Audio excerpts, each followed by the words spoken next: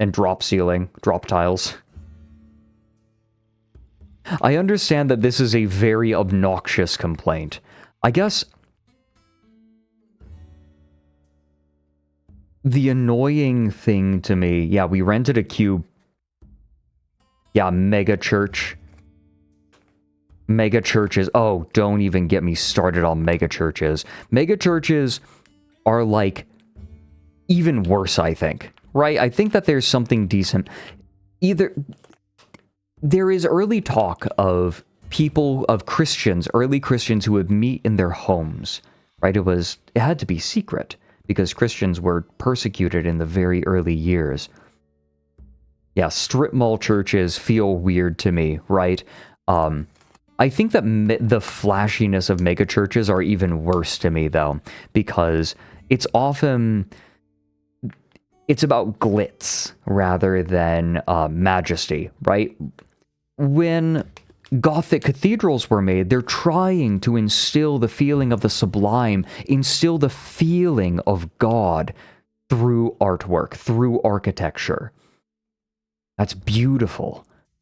It's capturing a feeling, trying to capture a feeling. Now, did all the architects believe? No, but they're good at what they did, and the people who commissioned it maybe did. And then you have what I almost feel like the opposite is not a strip mall church, which also feels weird to me. And again, this is a personal hang-up more than an ideological hang-up. I think the opposite of a Gothic cathedral is the goddamn mega churches. I'm with Starry on this one. It's not majestic, it's glitzy. It's like glitter, sparkly, but it's just plastic bits. It's cheap. It's so weird in that, like, often megachurches are expensive to put on, but it still manages to be expensive while feeling cheap. This feels like a proper use of my monthly free T-Test. I crave to deface a megachurch with those beautiful quotes from the Castlevania anime. This is an empty box. Your god is not here. Thank you for the 19 months, Misa.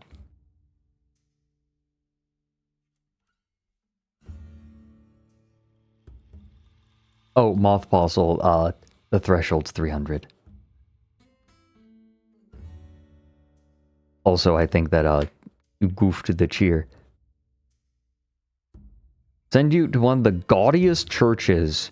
Oh dear. I have opinions. Thank you for sending this, M. Thank you very much, Hamwich.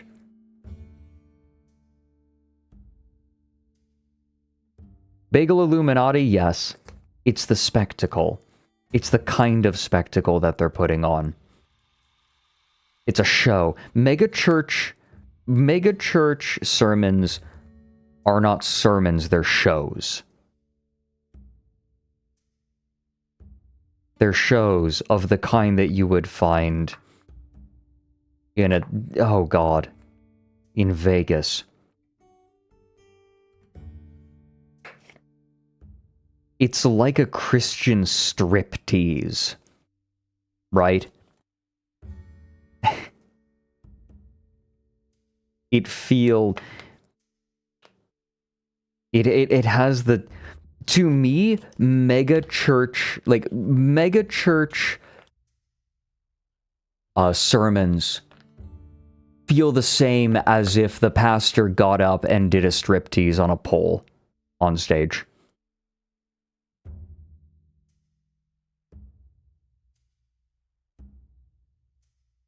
It feels the same.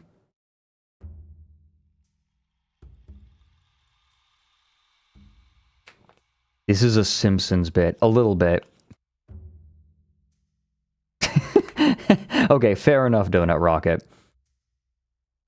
To be clear, this is less a statement on stripteases, or like burlesque shows.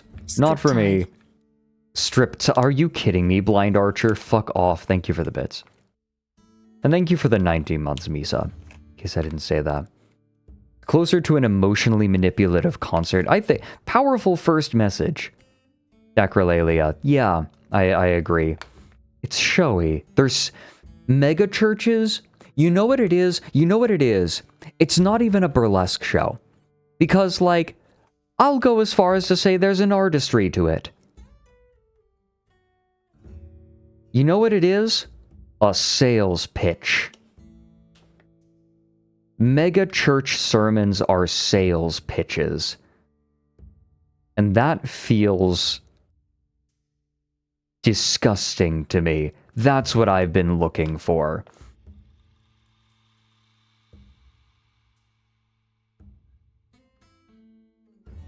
I hate it. I really hate it.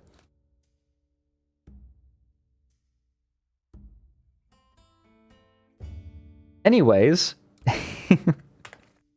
I have opinions. I've been much more comfortable giving my opinions lately.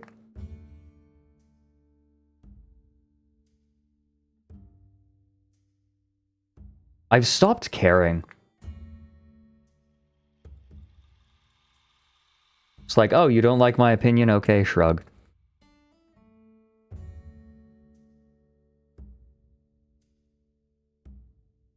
Oh, that's fascinating.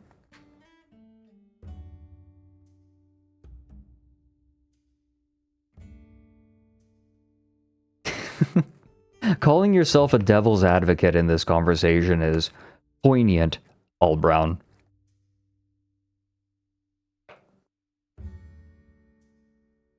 Okay. This comes in courtesy of Nord Guy. この世はバカばっかりだ。でも気づいたらその先頭に僕が立ってた。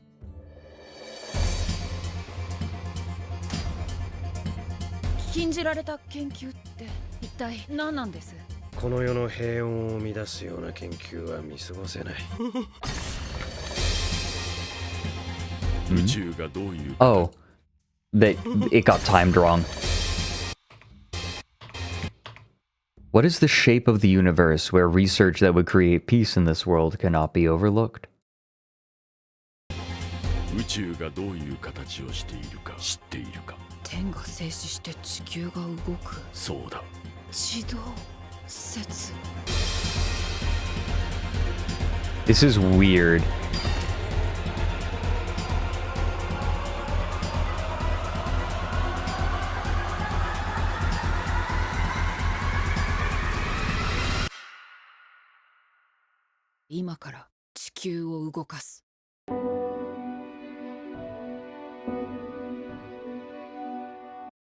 Or, so this is a trailer for an anime called Orb on the Movements of the Earth. Yeah, Galileo anime, I was going to say.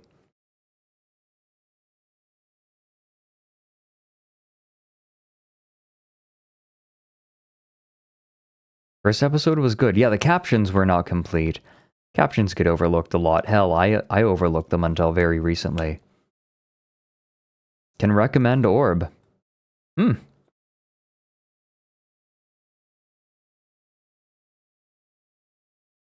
It's called Orb on the Movements of the Earth.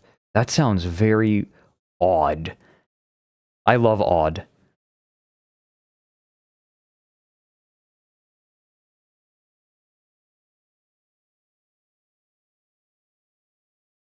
What next? The detective. The detective has given us something. They give us a note. The World Star Hip Hop. Black man sees the aliens. We getting invaded. So they have a note. This video is of a neighborhood thinking they are being invaded by aliens. It has become a bit of a vocal stim for me, from they're morphing into formation to the random guy near the end who just screams, or near the something, who just screams, "What the fuck?"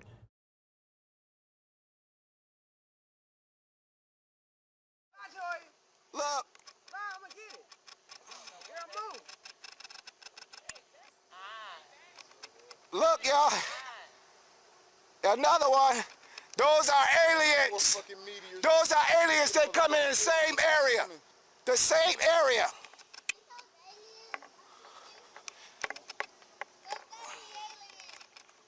Look at that.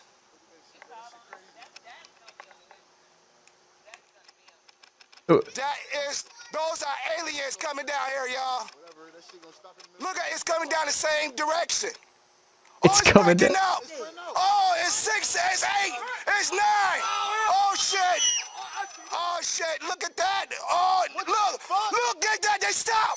They stop. Look at that shit. Those are aliens. Sorry, I'm trying to record it. Aliens. Aliens. Oh, they cut lights off.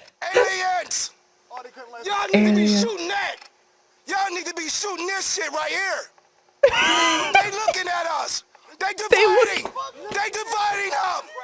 We get divided. Those are not fun. Look at that shit. They are sitting. Y'all need to be calling damn news. They come down to the. Oh, they come to Earth. They come to Earth. Oh, they coming faster. Oh shit. Look, they flying towards each other. They flying. Oh my God! Look, they moving in for formation. They just standing there. Officers, do something about that. Officers, do something about that. What is the police supposed to do? What are the police supposed to do? Officers, do something about that. What do you want them to do? Not gonna do nothing. Do something about that. What the fuck? They're not gonna do nothing. The dude in the background yelling, "What the fuck?" Officers, do something about that. What the fuck? Y'all not gonna do nothing. They can't do anything. Rick, go give me your face gun. Okay, there's something I need to do. Get out. Works. I'm here to enforce the rules of Works. Turbo has the claim of this field. 82DK is also in Works. They're here to enforce the legitimacy of Works and its bureaucracy. Alright? Every clan on the Warden faction falls in line with the bureaucracy of Works. Okay, that was dumb. That was dumb.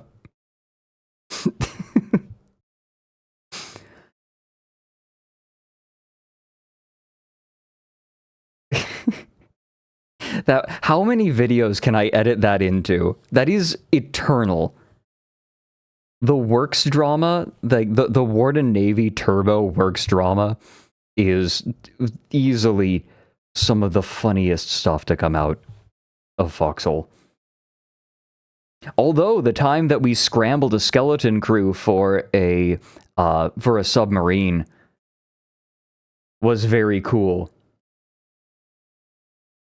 I got invited by someone who by someone who I interviewed for the Foxhole video and who made it, like, whose interview made it into the video. He was in all chat and was just like, I need a flash crew for a submarine. I'd never been on a submarine. Yeah, Mr. Potato Chip, you remember, Ender. That was really cool. You may absolutely have the link to this, Doma. Thank you for this, detective. I love this.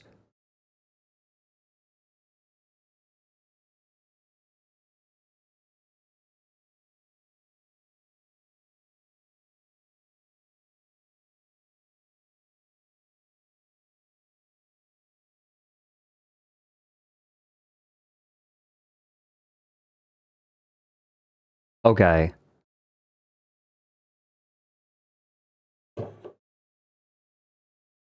Let's see.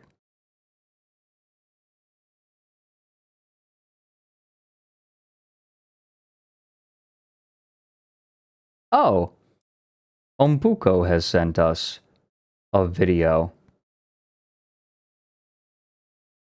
Malcolm Then and Now. The resolution on this is tiny. Malcolm in the Middle, the stars, then and now.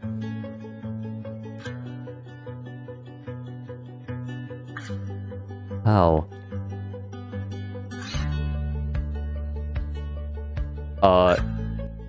Ray won 3 Emmy Awards for his performance.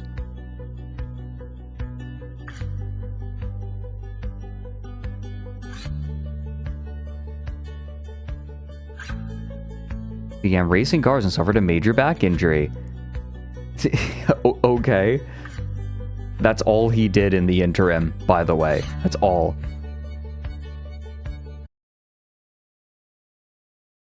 God, this photo really makes him... He looks like a chimpanzee, right?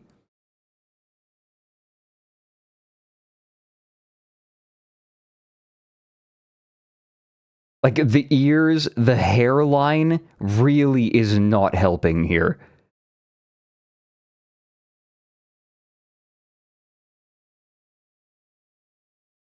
It's not just the ears.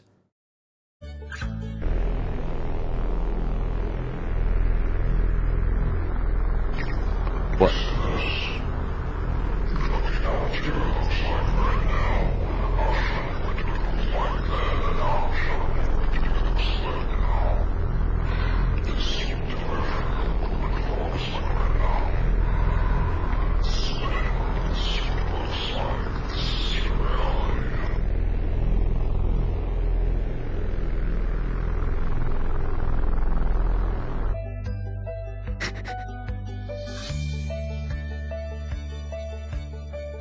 Lewis. Isn't it Lois?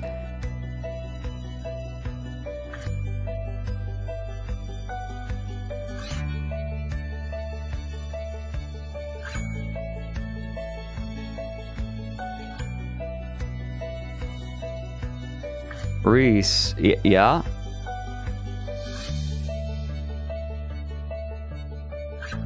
wait, what? Wait, what?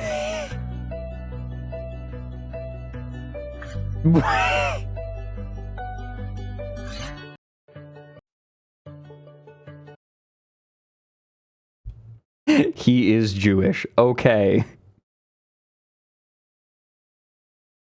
Okay.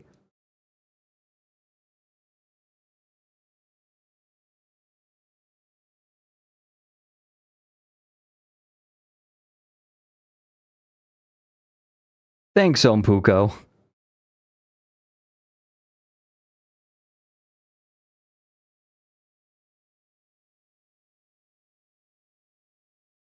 Yeah, all she did was reprise her role in a Breaking Bad extra. That I love that they just picked... They did one thing since Malcolm in the Middle. I love that. Especially Dewey. It's a vid a good friend of yours made ages ago that you asked to dig up recently since it was wiped from the internet. Not anymore.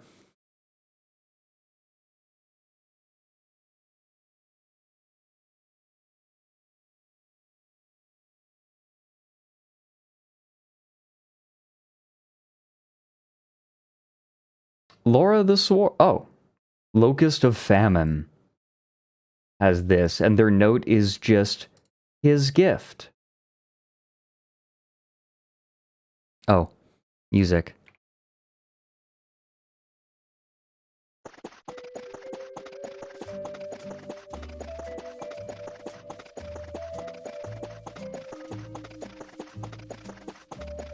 You've got mail. You've obtained the... Oh, good.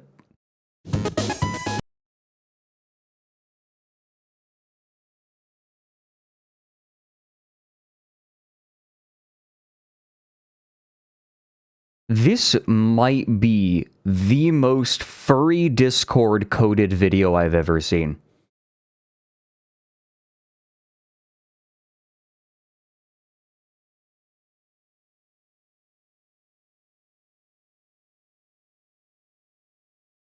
I'm calling you out.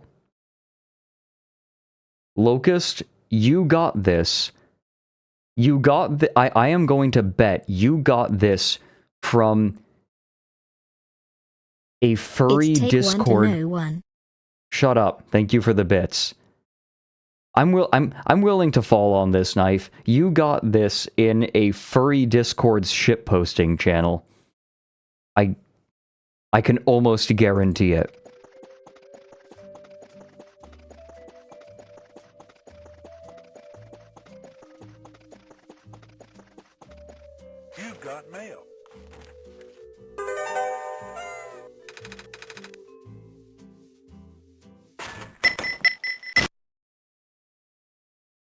It is so dense. It is so dense. Full of memes. From your very furry boyfriend. Close enough.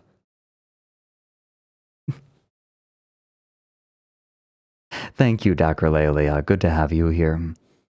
It's a good group.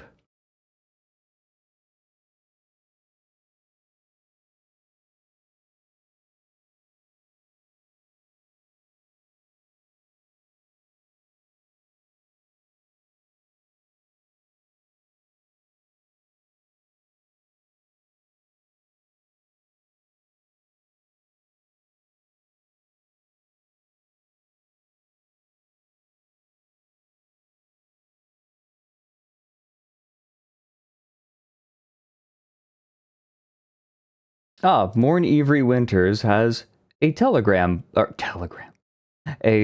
Tumblr post. Telegram from Ungo.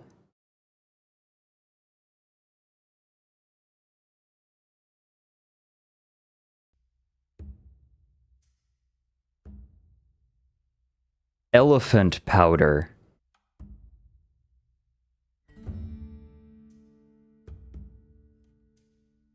There's this small town in France, and there's an old man who lives there. He wakes up every day before dawn and walks around the town square, sprinkling some kind of white powder behind him. Never misses a day. One day someone's up early and they ask him, "Why do you do this?" And the old man's like, "It's to keep the elephants away." And the person is like, "There aren't any elephants in France." And the old man says, "See? It's working."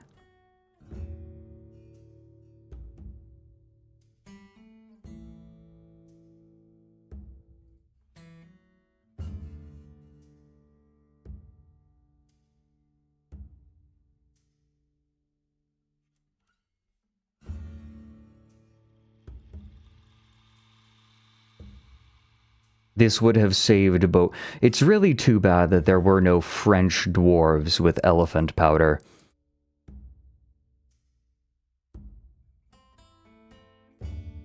This is how traditions begin and are maintained. It's worked so far. French dwarves would have been a whole different catastrophe. Well, for one, there would have been a lot more engravings of cheese. Cheese.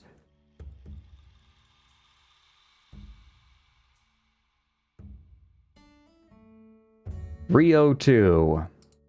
With a Q.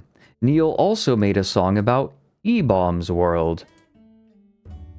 Oh. Is this actually Neil Cicierega? Never gone ready, never gone ready, never gone ready, never gone ready, never gone ready, never gone ready, never gone ready. Whoa, whoa, whoa, whoa. That is good advice. No, I will, okay. The one exception, if you have a very specific niche community. Then it's okay.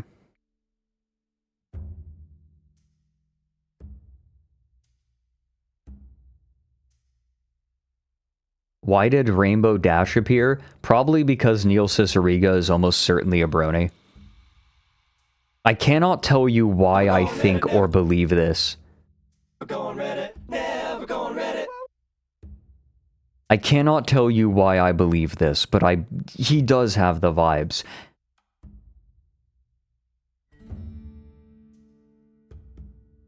Maybe it's because he's so Tumblr? He's a very Tumblr man.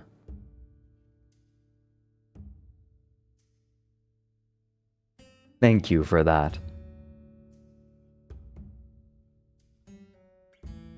284. Okay. JJ Doe has a video for us. It's Chai Lore. Wait, Chai Lore? Oh, right. This is a good video. I have seen this, and this is worth it. So, the title of this video is, Flamingos can drink near boiling water. They can even drink super salty and alkaline water. Yes. Pardon me, young man. I'll get that heated up for you right away. Thank you, dearie. Thank you, dearie. Here's that tea, piping hot. You might want to wait a bit before you... Hotter. What? Hotter? I said hotter. Okay. Hotter! Stupid! Stupid! Hotter! No, it's all wrong! Audio balance your fucking videos.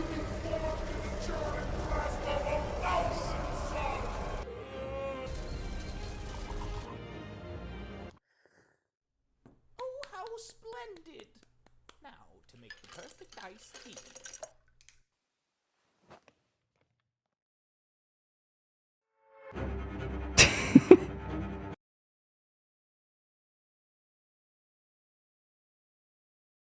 Now to make the perfect iced tea.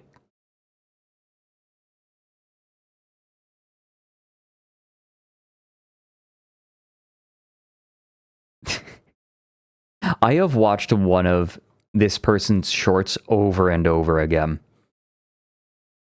Let me see if I can find it.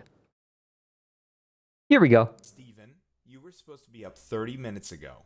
It's time for school. What?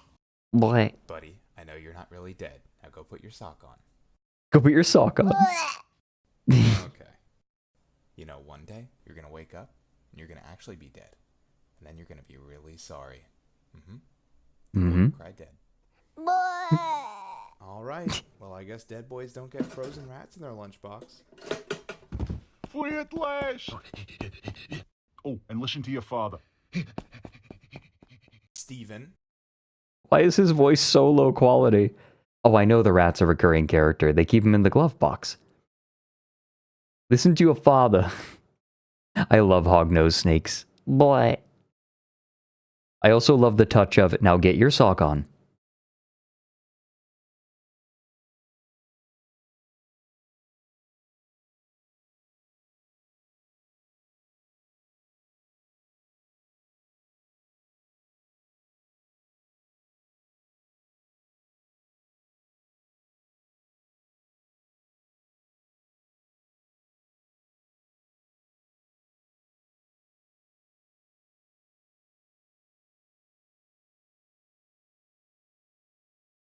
Let's see. Servo has one. Roots rug. Ah. Furry. I am once again reminded of the proportion of furries in my community.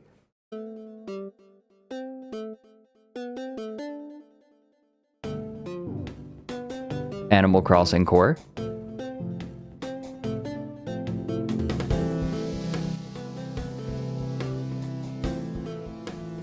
Aw.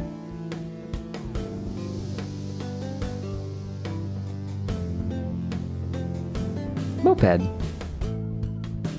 I've driven a moped. They're insanely dangerous.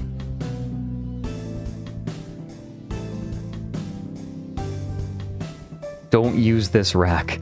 Thanks for choosing Rug Mall. Did you find everything you need? With a face like that, I think you did. Aw. 50% coupon, huh? That's pretty good. Anyways, enjoy your rug, man. Good choice.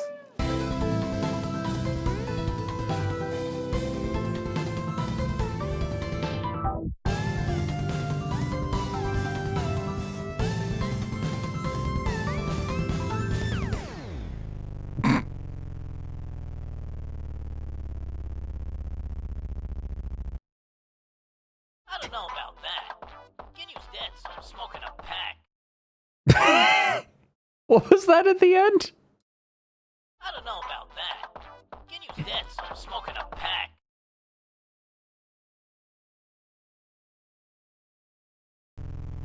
It's perfect. If you showed this to Mary, he would be like, yes, I want it. Give it to me.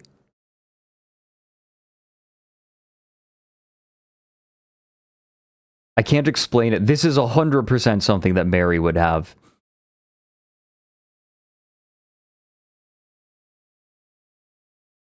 I think it's just supposed to be a regular rug.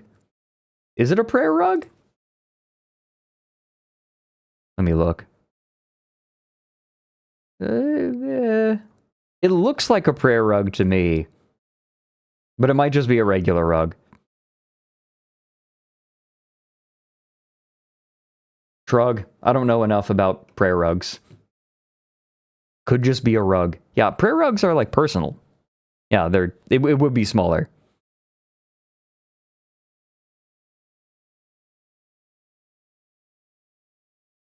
Okay. Because of my yammering about Foxhole,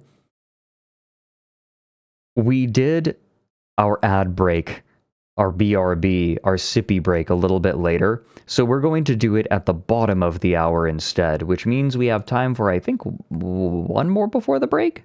And then we'll come right back. Stream's not ending. We still have quite a bit of time left. Worry not.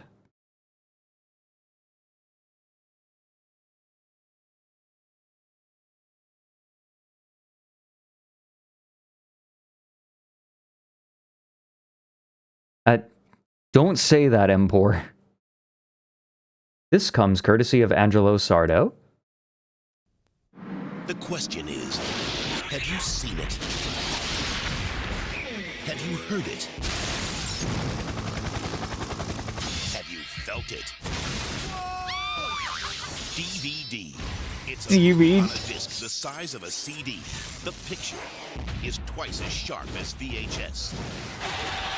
The sound is so incredibly clear, you can hear a pin drop. It looks and sounds like you're at... Wait. Were those gunshots when the pins dropped? Drop. It looks and sounds like you're at the movies, but you can experience it at home. And let's not forget, you can watch it in widescreen, hear it in different languages, choose from features like director's notes, behind-the-scenes footage, trailers, and more. Even watch a movie right on your computer. Was that Wild West? Wild West? Great Hollywood studios. And you can pick up a DVD player for under $200. DVD. See it. Hear it. Feel it.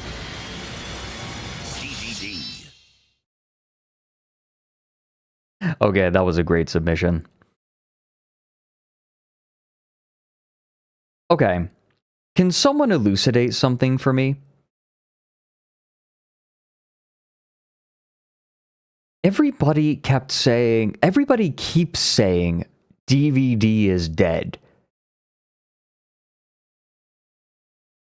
But I still see DVDs at the store. DVD came out and then like new formats started coming out, like Blu-ray players, like Blu-ray. And then people started saying, DVD is dead. But I still keep seeing DVDs. People kept saying it's dead and it's just not.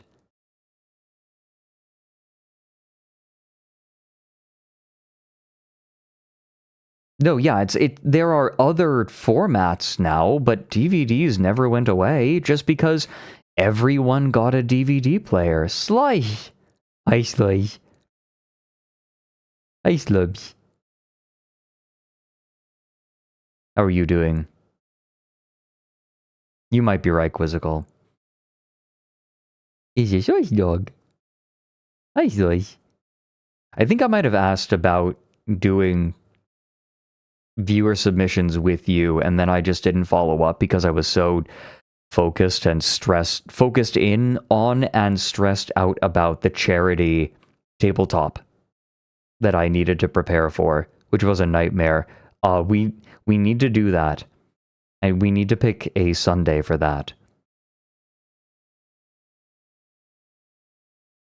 Oh, VHS I think there are is... now more DVDs because of the HD DVDs format, which is built upon the DVD format. Every time I hear HD DVD, all I can think of is...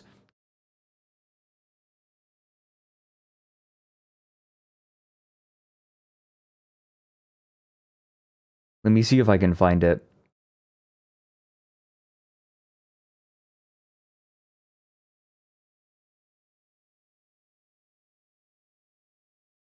Is this it?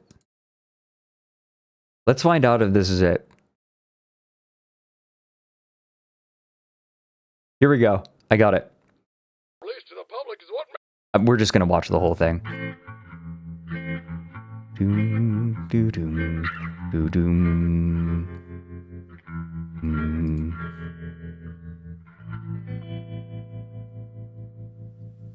Hey everybody, I'm Private Griff from the popular web series Red vs. Blue. Oh! Beatrice and I were talking about things to stream together.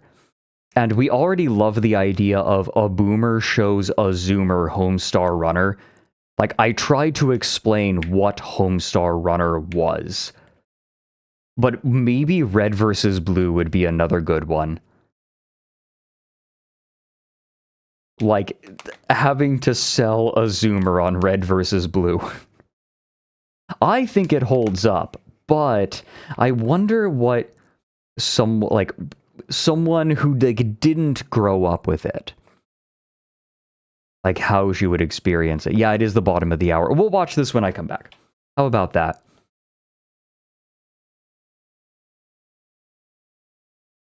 Yeah, Beatrice, new member of ASTRALINE, who just debuted.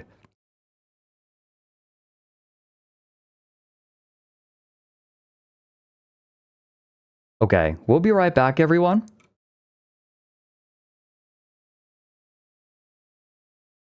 Wait, Iron Fox, you brought it up, and she was like, Homestar Runner is incomprehensible to me. That sounds right. I wonder... I need to come up with a tactic. Like, how do you explain it? Because it was such a part... It's such a period piece. We'll be right back, everyone. I would highly recommend that you all stand up, stretch your legs, stretch your arms, get yourself a sippy, and we'll be back in just a few minutes. I'm going to run 3 minutes of ads. It means that nobody has to worry about pre-rolls for the next hour. I will not come back before those 3 minutes are up, so don't worry, you will not miss anything. Be right back, everyone.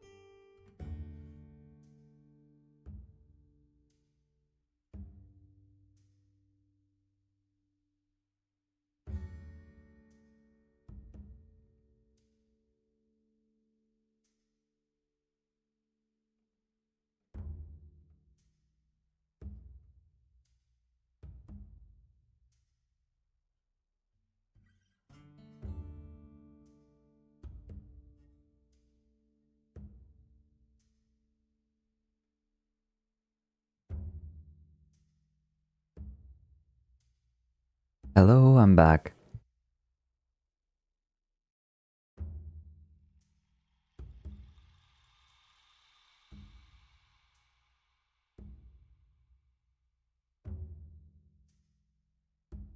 Okay.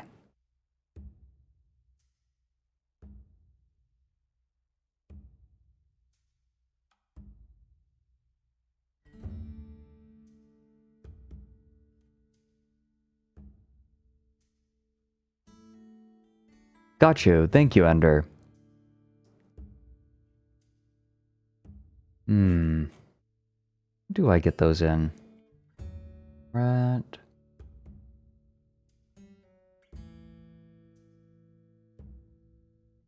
Beatrice is actually a device to pick out and eliminate the type of person who regularly and unironically uses the term lowly.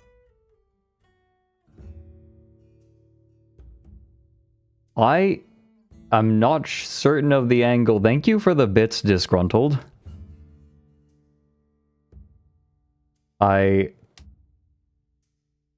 In what way?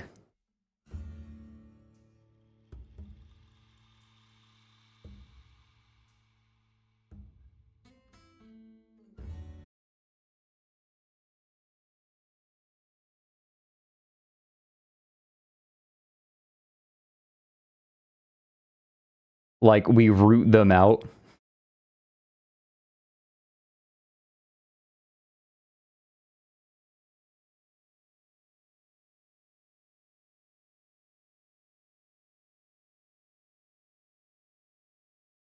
I think that the managers are working on like how to handle it right now. I have opinions.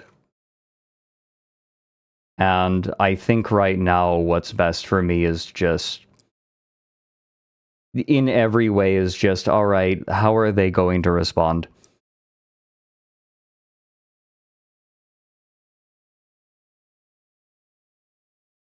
I am in an unenviable position.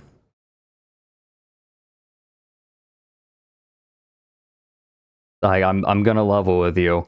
If people are just going to give bits about it, I can't not bring it up in some way. Right? If people are going to use TTS to talk about it.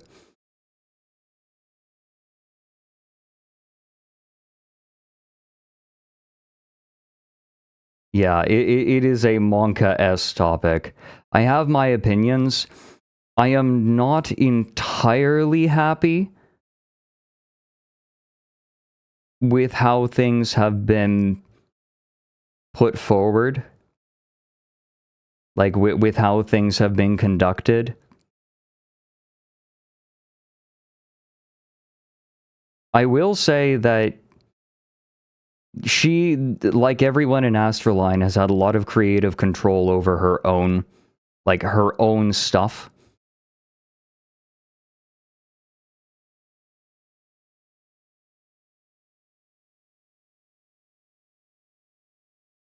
I'm going to wait to speak until there's, like, a response.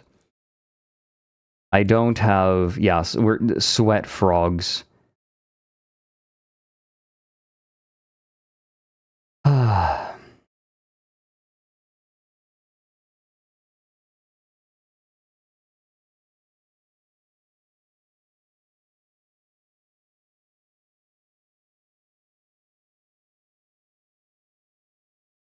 Yeah, I'm going to wait to see how it gets handled.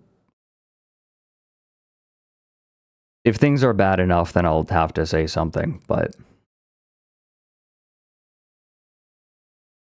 I wanted to show this because this changed my voice patterns. Versus Blue. And I'm Private Simmons. You know, these days our world is faced with an ever-growing crisis. What to do with the enormous mountains of totally crappy gadgets we throw away as soon as the better ones come out. Yeah, and about 3 weeks after you buy the most kick-ass camera or cell phone on the market, you realize that you're already hopelessly out of date. And then you have to upgrade again. Someone help me. I lost my gas-powered internet-enabled blow dryer. I have a lot of moistness that I need to dismoisten. And also, I need to do it while I am web paging about moistness. Technology is moving so fast these days that no one can really keep up with it. and only a very small number of people even want to. Nerds. So, instead of rushing out to buy a bunch Nerds. of new technology you aren't smart enough to use, try following these easy steps to simplify your life. Instead of Homestuck and Red versus Blue, Weeble and Bob were the ones I knew about. Two eggs leaning back and forth talking about pie.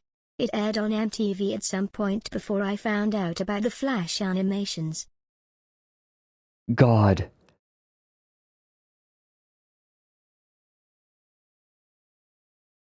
Oh dear. There is so much that happened that... Weeble... Mr. Weeble was... He irrevocably changed the way that some people speak. Present company included. Life. Step 1. Don't buy things that you can't use. Sure, a combination blender electric toilet sounds convenient now. What the hell? What the hell's wrong with our on-screen text generator? I Cat just face. upgraded He's got this a big thing. cat face. He's got the body of a cat and the face of a cat. And he flies through the air 'cause he's got a cat face. Cat face. A business cat. Like, he would make songs of memes of the time. Thank you for the bits, Tank Facts. Don't... God. Goodness gracious.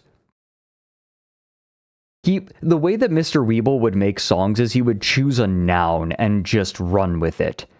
Like, any noun. Now, what the hell? What the hell's wrong with our on-screen text generator? I just upgraded this thing. Well, that's just Thank you for the bits, Tank Facts. And for the bits, Emmy. great. Now our instructions look like a bunch of bad tattoos. Once again, you boneheads have screwed up everything. Sorry, did you just skate in here on a pair of robot vacuums? Don't be ridiculous, Simmons. These are robot vacuum smartphones. You see, the answer to today's overabundance of technology isn't fewer useless gadgets. It's more useless features and fewer usable gadgets. What? And of course, it plays MP3s. Everything's got to play MP3s, except your MP3 player. It now plays MP4s, because everybody knows MP3s are a dead technology. They're our generation's Betamax, and the next generation's Blu-ray. What? Blu-ray just came out. It can't be obsolete already. Nonsense, numbnuts. Being released to the public is what makes technology obsolete. The only way to stay ahead of the curve is to invest in products that don't exist, and hopefully never will. Like the eye plunger, or the Nintendo nut, or... This is literally Tesla's business model. This was parody in, like, the aughts. When was this put out? I think this was the 10s? This is literally Tesla. And this is not an exaggeration, by the way. Tesla's valuation is entirely based on technologies that people assume they will eventually make. Not the products that they have now. Just FYI. or the Nintendo nut. Or the Simmons 2.5 upgrade. Come on, That's not ironic. And you know it. Anyway, everybody knows this year's Blu-ray is gonna be Red Ray. Well, what about HD DVD? Bad marketing. Not enough repeated letters in the name to be catchy. So it's being replaced with HHGDVBDBBs. But Sarge, wouldn't life be easier if we didn't have these format wars? Of course not, moron. War is always a good thing. But what about all the confusing multiple standards? Griff, you know I'm a firm believer in double standards, especially if they cause you pain and suffering. Ta-da! Whoa, Church! Did you just teleport here from Blue Base? Actually, I just came back from the future. I got this new wristwatch. It's got a pedometer and a built-in time machine. Oh, it also plays MP3s. But in the future, we don't call them MP3s. We call them MP48s. Sweet. Yeah, you can also play MP48s on your HHDVDBDBD player. Darn, I stole my idea. Jesus! What's that noise? It's my cell phone. Donut must have borrowed it. He's always overclocking the vibrate setting and calling himself for some reason. Gross. Hello? Caboose? Who gave you this number? I would just like everyone to know I found my nuclear-powered SMS messaging bowling ball, and I'm going to activate it now if anyone wants to text me while I play. Hey, I told you already. Those ain't finger holes. Look, I think Andy's resting on one of those laptops with the exploding batteries. Uh-oh. I forgot about the talking bomb.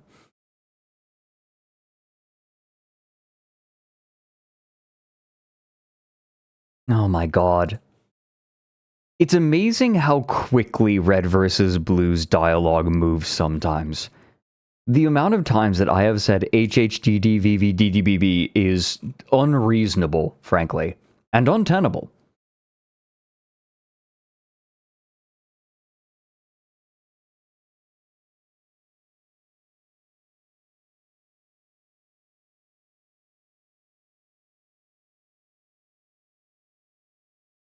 Okay, we continue.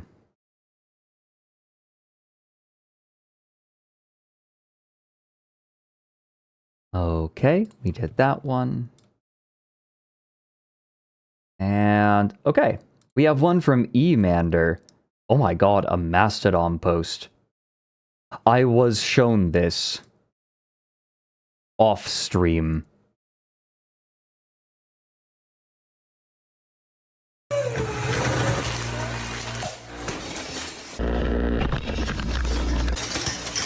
Here's the new ultra-high efficiency dishwasher we're developing. This includes several industry-leading features. For example, pneumatic base agitation effectively eliminates rust stains, while the integrated power sprayer cuts cycle times by over 4,000%. Automatic door actuation promotes a sanitary, time-saving unloading sequence while reducing drying times through increased air circulation. Ah, air circulation. Good. Now, obviously, this project is still under development, so there are a few reliability issues we're sorting out. However, we have a number of new features planned and hope to release full AI integration and smart home compatibility in the next firmware update, so keep an eye out. They had... Oh my god. This feels like a Simpsons device, something that Homer brings home. Like, he sees this at the store and he goes, Hey, Marge. He brings this back to make her life easier.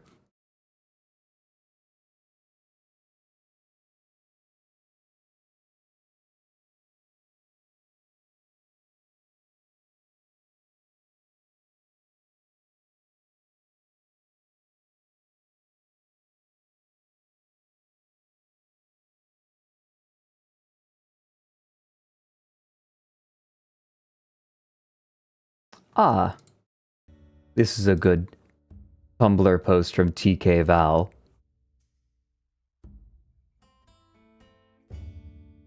Come and study physics. Totally a real science and not magic. We have radioactive isotopes. Has the power to level entire cities, but it's not magic. They are not runes, shut up. It's not levitation, it's magnets. Not a real demon, we are not summoning demons. What the fuck? Oh, there's always a relevant XKCD. How would we keep the spacecraft supplied with heat and electricity? We could use a power orb, they give off thousands of watts 24/7. Huh? How do you recharge it? You don't. It's just made of a metal that emits energy. Okay, come on. Can we please be serious here? For something that's real, plutonium is so unrealistic. It's true. If we are doing deep space exploration, it's going to be done on nuclear power. No question. It's the only power source that makes sense.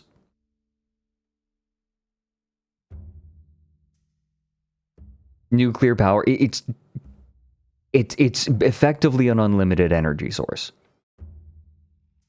I'm an electrical engineer, and for the longest time I was saying that electricity and electronics isn't magic, but think about it.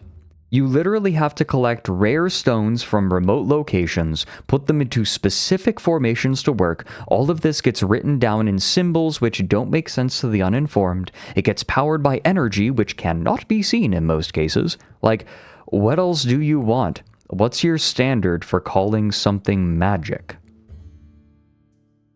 The batteries which power your devices are domesticated recapitulations of the magic of the sea, the way that the sea licks at the land, eating it slowly, the metal and stone, through electrochemistry.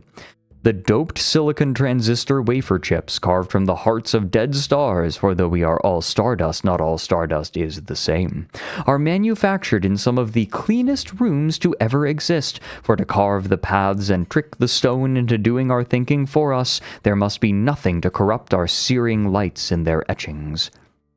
Through ropes as thick as a man's torso, woven from bundles of spun crystal glass, our collective consciousness communes with itself in staccato flashes of tight beam laser, error-correcting the collective code of our behavior, ratcheting us towards progress as we unpack our collective sins.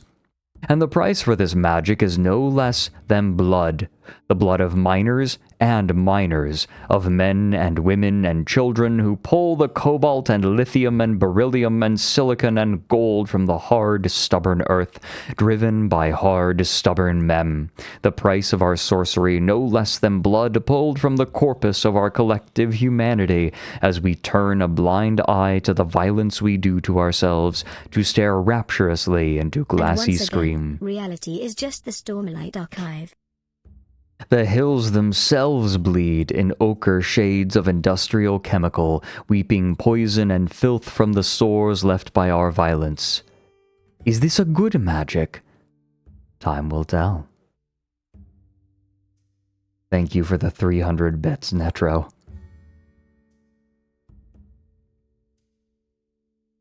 Literally just FMA.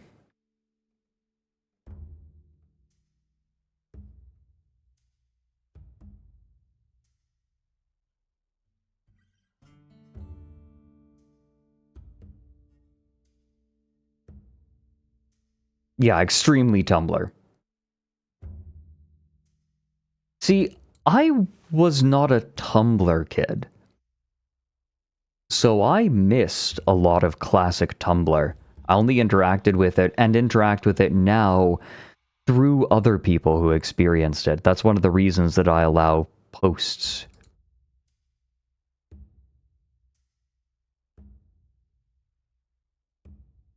Ah, Netro has an Instagram reel for us. Oh. This has been sent to me, in case you're wondering. To a weird little gay boy you care deeply about. I love your cute little smile. And that you're creative, unjudgmental, and gay.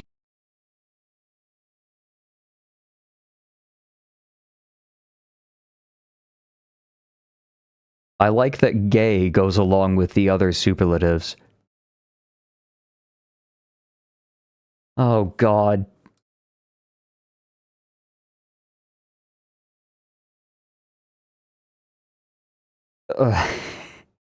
Fuck off. I will not escape this. I will not escape this man anymore. Was it Alpha you sent it to? It was Mary.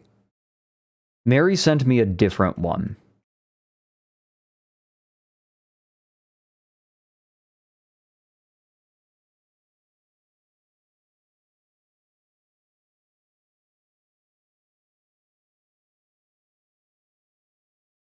I think it was Mary? I think it was Mary.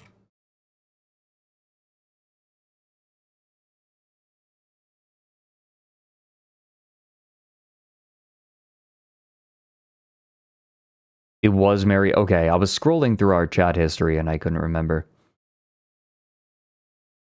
I was pretty sure it was Mary.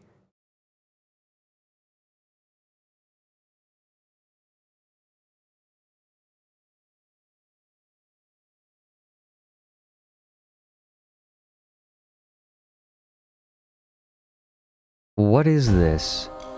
Ooh, this is from Ender Cobra. Oh good.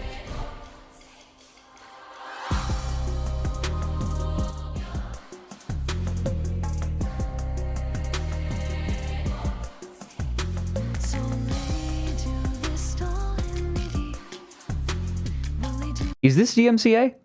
I'm going to assume it's not. Oh, that's so satisfying.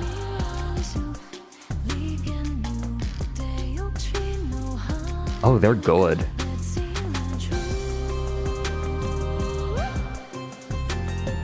Oh, God. Oh, it's so cool.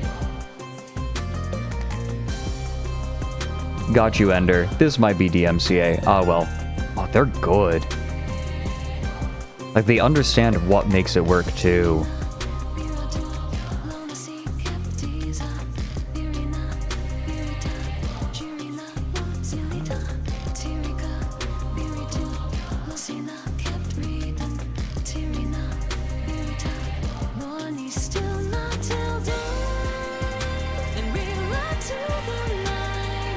Oh my god.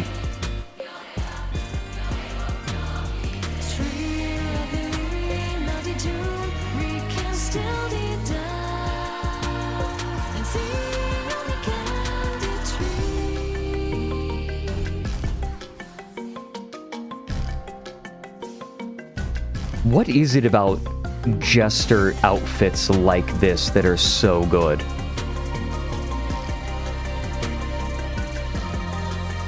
I love this outfit they have.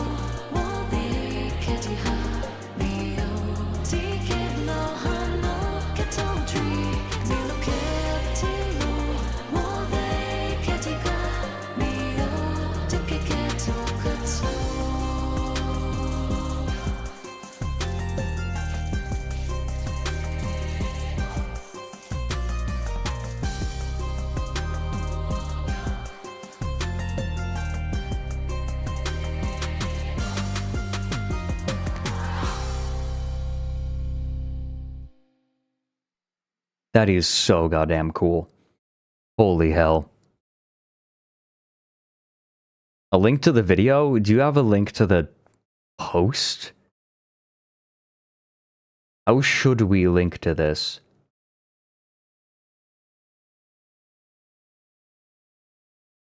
I think it's kind of... You know what? I'm keeping this. This person looks cool.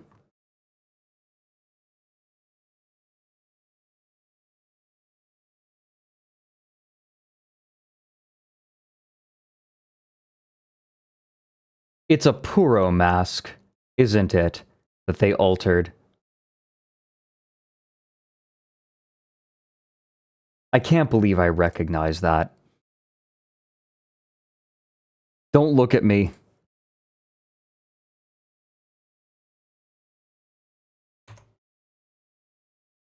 Look.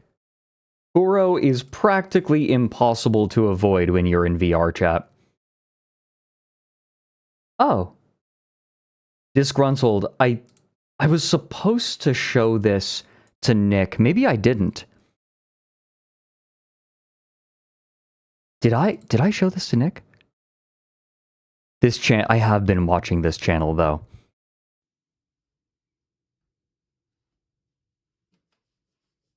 What?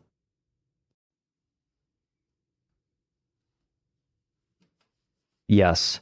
This channel, something is going on with this channel. Maybe we look at it on another day on stream. In fact, I'm going to bookmark it.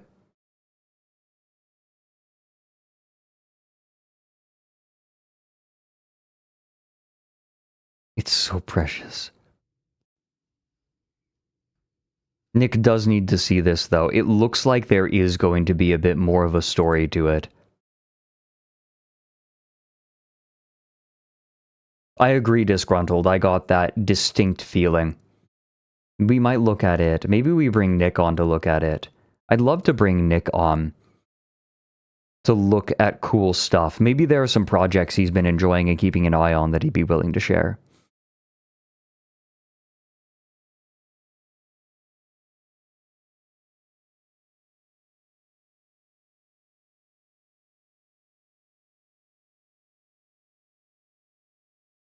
Let's see.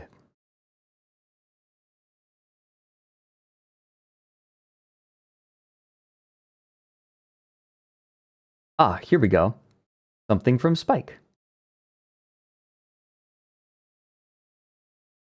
Oh, day in the life of a Seattle native. Oh, thank you, Shallows. Welcome in. I've been enjoying streaming quite a bit.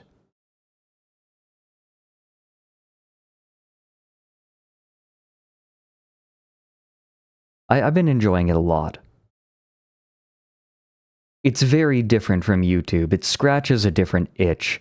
Okay, how accurate is this? I know a lot of people from Seattle. Day in the life of a Seattle native. After a morning of legalized shoplifting at Walmart in Bellevue with your wife's boyfriend, Rob, you hotbox your Ford Focus in the parking lot, Soundgarden on full blast. You're running late.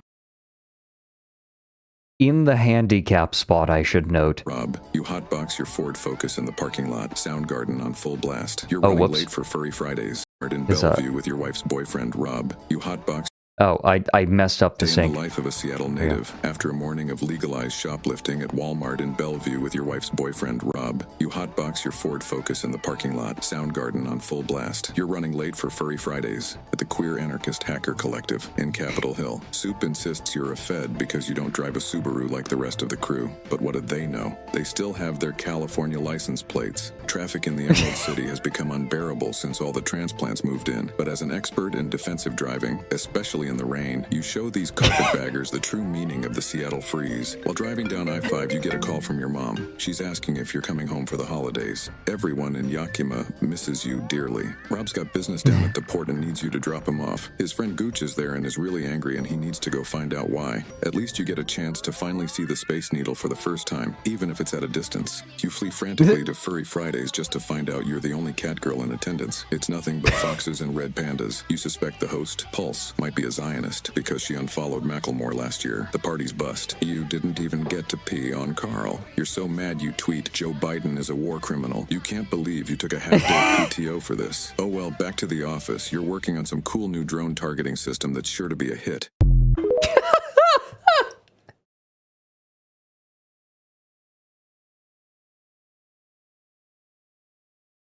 That is insanely dense.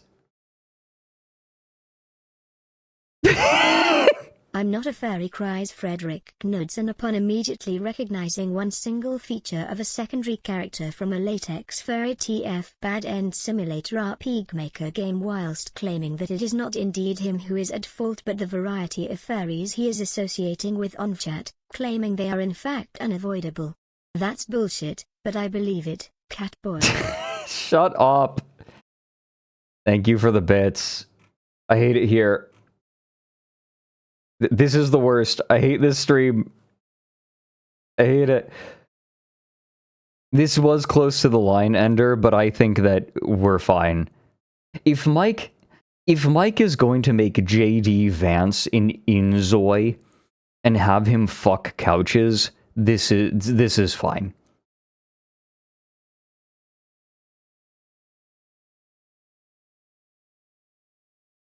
Oh, there's more. Oh no. Wait, oh no, there's more. Day in the life of a Houston commuter. Texas, for those of you who are not American. Day in the life of a Houston commuter. You've made the first payment. The old it's VR chat excuse. That's an old one, but I'll give you it. It's one of my favorites. Thank you, Doman. Thank you. For those wondering, Houston is the city in Texas, is not the city in Texas that is very left-leaning. I understand, Ender.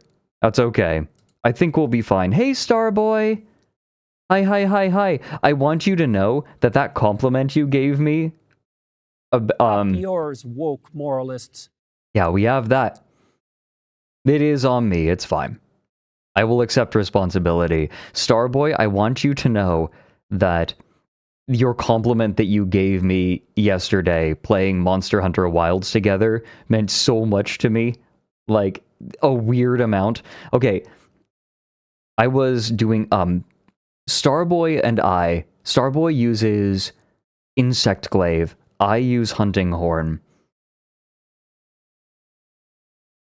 And I specifically got a healing, like a very good healing Hunting Horn. I think my new favorite.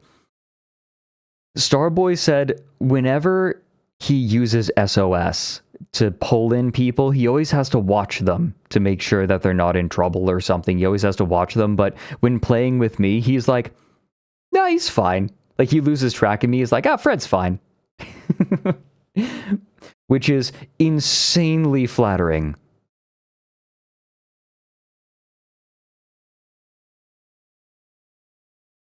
Oh, you appreciate it all. And I appreciate you. I appreciate you. You are fantastic with Insectglaive. We nailed it yesterday. I want to play more. Day in the life. Oh, and I didn't even have the armor that I was really after. I got the armor. I got an armor set that works really well with my horn. I don't think I even had the cool armor I wanted yet. Day in the life of a Houston commuter. You've made the first payment on your brand new Ram 3500 pickup truck and celebrate with a morning praising the Lord at your local church. At 43% APR for 84 months, you took that sleazy salesman to the cleaners. Your long-distance girlfriend, Deborah Jr., has finally moved to Houston, and it's your 6-month anniversary. You drive 1 hour to pick her up from her part-time job as a server at Texas Roadhouse. After backpacking through Asia earlier this year, she's ready to settle down with a strong American man. As an aspiring oil executive, you drive her to your favorite place in the world for some sightseeing. At the refinery, you run into your old high school football rival, Beaumont. You casually remind him about your 4 state championships before telling him to get a real job and leave him in the dust. Deborah Jr. says this place is boring and she wants a hot dog and a slushie. You know the perfect spot. It's a 3-hour drive, but at least it's still in Houston. God has given your people more lanes.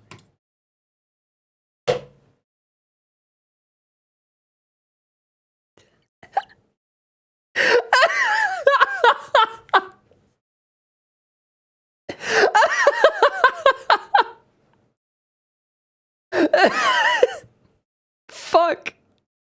Than any other city in the USA, and you use every single one of them the way he intended. Along the way, you and your fellow commuters stop to pay your respects to the sacred banner of the Republic of Texas. Only California transplants drive past without saluting the flag. You head over to freshen up for date night. You remind Deborah Jr. that a house this nice would go for $2 million in San Francisco. You're so excited for your outing in the quaint town of Galveston. She says she's never been anywhere more romantic before. You tell her you know a bangin' Italian place for dinner. If you play your cards right, you might get lucky in the parking lot before your shift starts. With your employee discount, you've saved just enough money for some contraband plan B, just in case.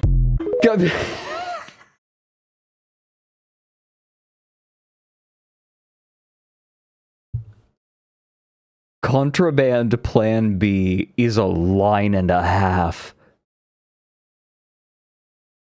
Your laugh brings me joy. I am so glad because I am so embarrassed about my laugh. Thank you for the 14 months, Thanatos.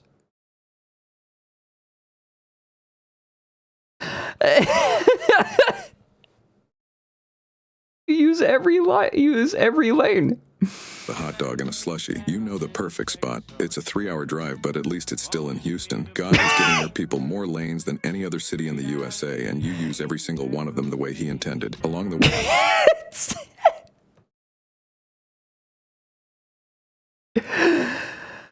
Oh, fuck me. Okay, I think we might be playing with fire with the California Republican bit. Because that's just someone who's not in the city. Oh, God. Oh, God. Okay. Okay, I'm fine. I'm fine. I'm fine. I'm fine.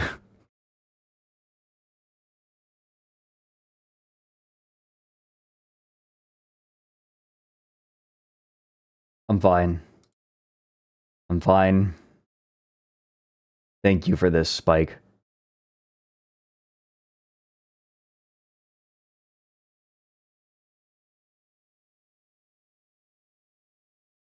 Not nobody here, just says, smiley face. What is this? Shai Hulud eats a pack of gum.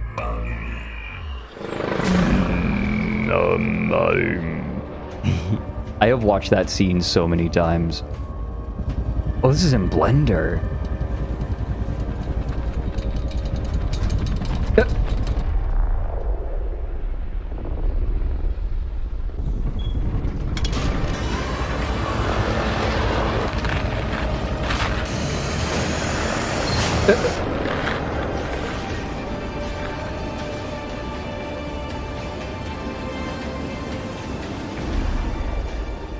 Worm sign.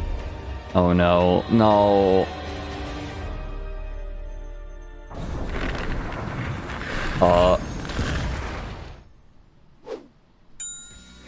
Oh god, that's the worst. Oh, that's the worst. Oh, that is nightmare fuel.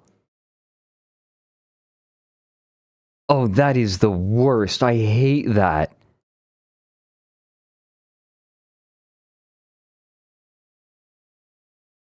What do the teeth remind me of? Hold on, it reminds me of something.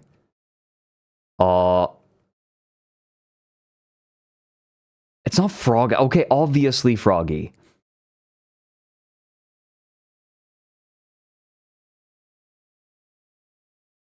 That face app? No, it's like the weird, gross gums. It must be Siren Head. Maybe?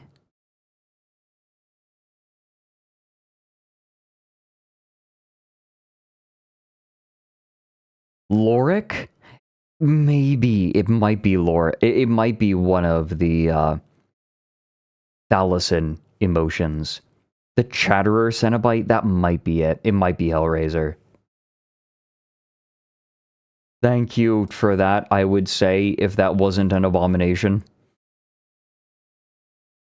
Ah, Magic Beansprout just says, weed. Oh. That's a thumbnail.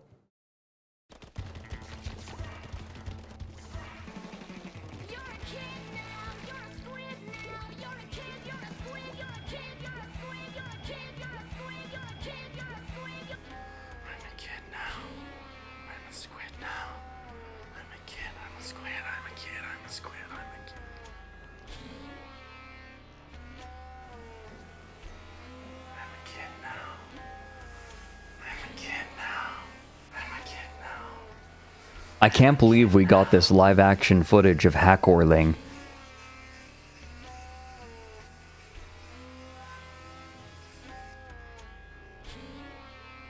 Nobody cared who Hackerling was until she put on the goop.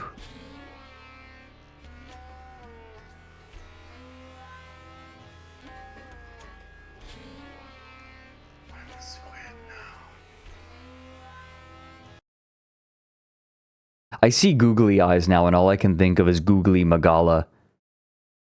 The Monster Hunter mod that gives Gore Magala googly eyes.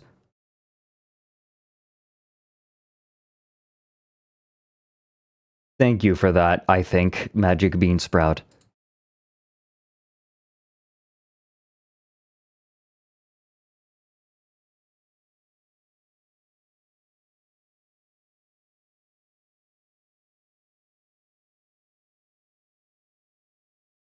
Ah, Doman Dragon. Had to trim this down. Okay.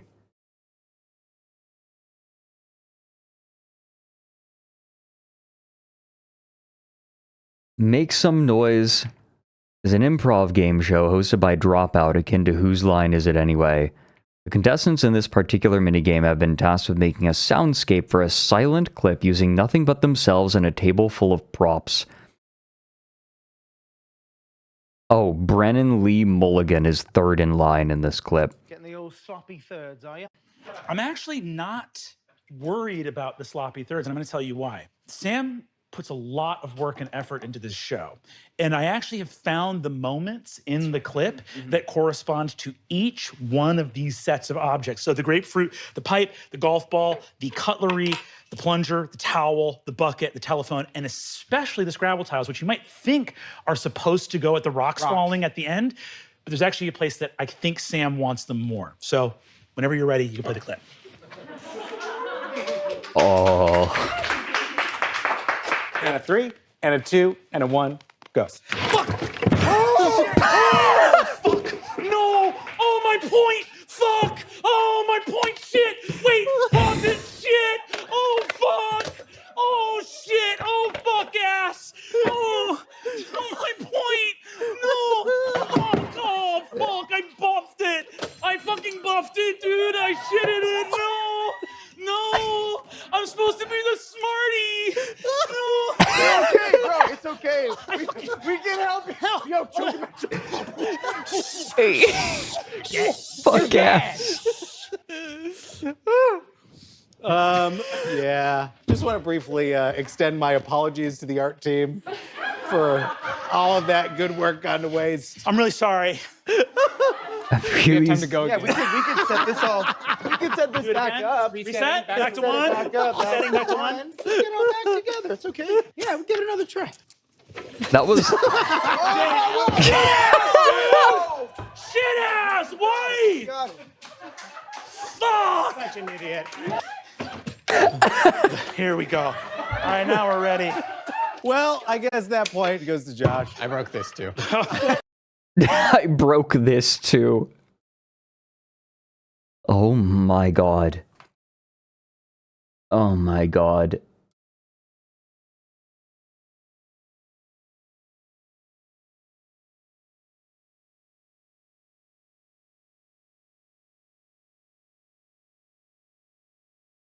Oh my god.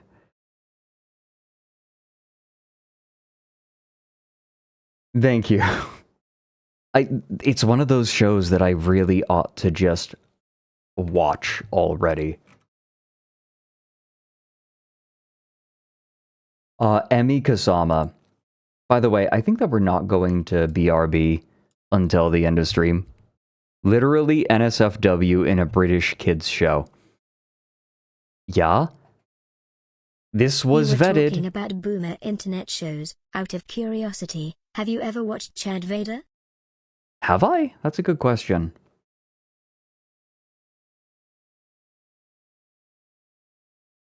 It was given a thumbs up by the vetting team, so... I am top, you're the opposite. You're 1, 2, 3, 4 bottom. I am top.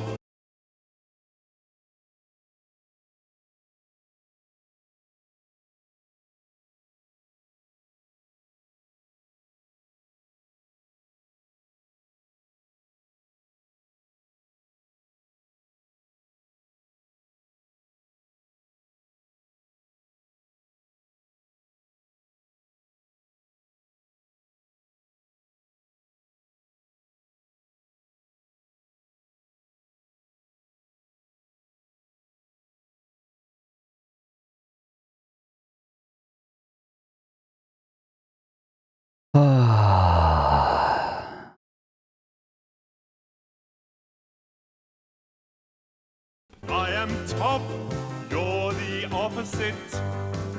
You're 1, 2, 3, 4 bottom. If any of you sends this to Mike, you're banned.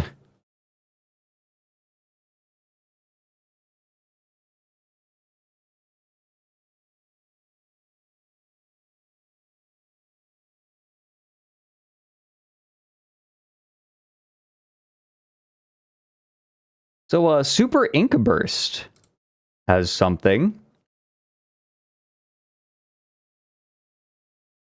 It's a Wikipedia page for the lamest edit wars. Excuse me? So, FYI, not everything has to be a quippy video. This can be stuff that you suggest for future streams.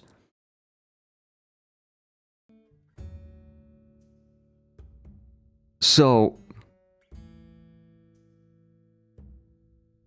I am fascinated. This page contains material that is kept because it is considered humorous. Such material is not meant to be taken seriously.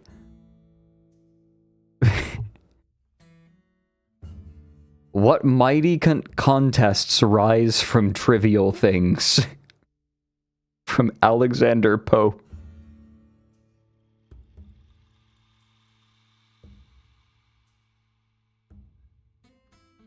Oh my god, okay. Occasionally, even experienced Wikipedians lose their heads and devote every waking moment to edit warring over the most trivial things, wasting time debating topics of no practical value, or wrestling over questions whose answers hold no practical consequence. This page documents our lamest examples. It isn't comprehensive or authoritative, but it serves as a showcase of situations where people lose sight of the big picture and obsessively expend huge amounts of energy fighting over something that, in the end, isn't really so important. Edit warring is believed by some to be important, possibly due to the historical regularity and frequency of the occurrence of these wars.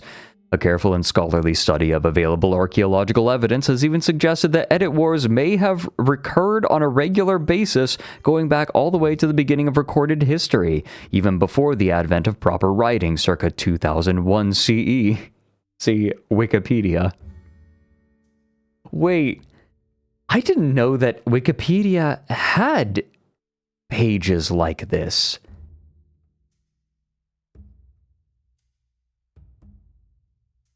I did not know this. Since when has Wikipedia it has a bunch like this? What? It has a lot. I have been blind to these.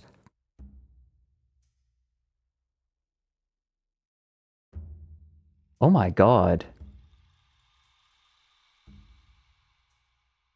The image texts. An unidentified clerk center tries to bring an end to a great edit war involving dozens of respected editors. At her feet, 3 bewildered newcomers are seen caught in the middle of the dispute.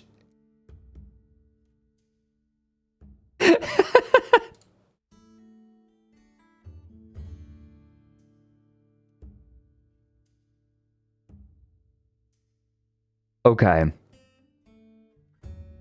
I want to just take a peek at some of these guidelines on how to... We've got to spend a day on this, right?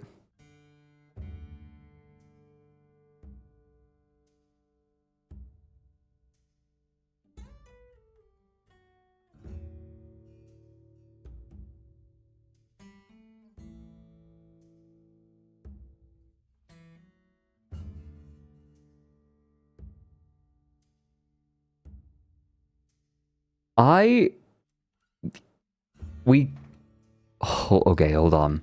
I just want to see some of these.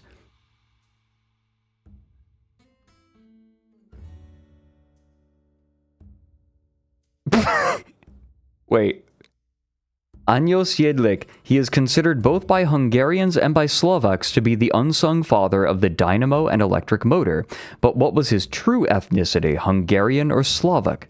At one point, the score in this heated battle was 16 citations to 4 in favor of the Hungarian side, with the Slovak side being handed both dubious and verify source tags.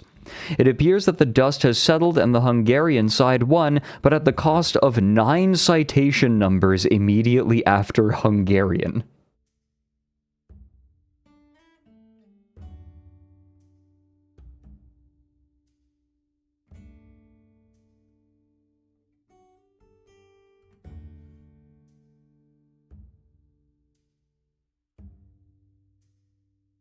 God. Bee Gees. Okay, so this is, yeah, ethnic and national feuds. Oh my.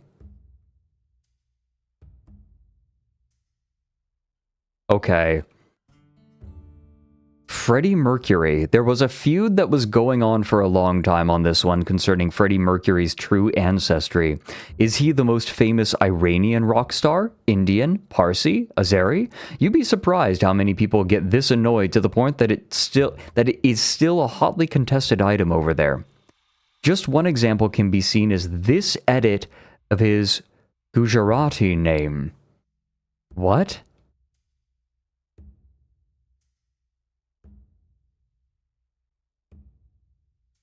Oh.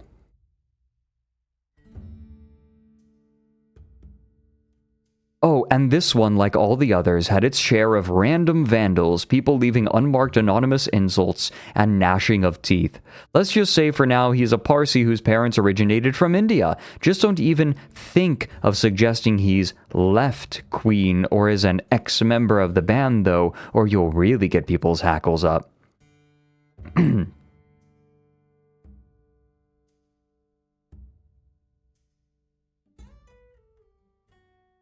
Okay, I feel like okay, here's what I'm thinking.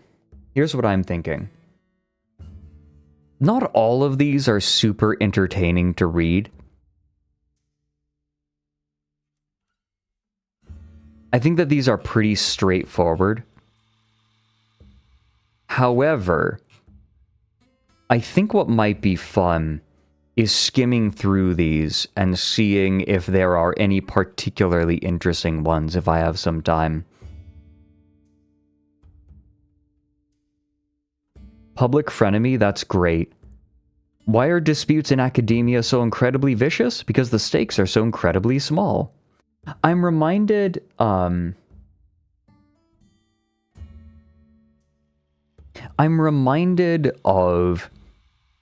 the two dogs barking viciously at one another from opposite sides of a gate, and the moment that the gate is unlocked and they can opened and they can actually interact with one another, they immediately calm down.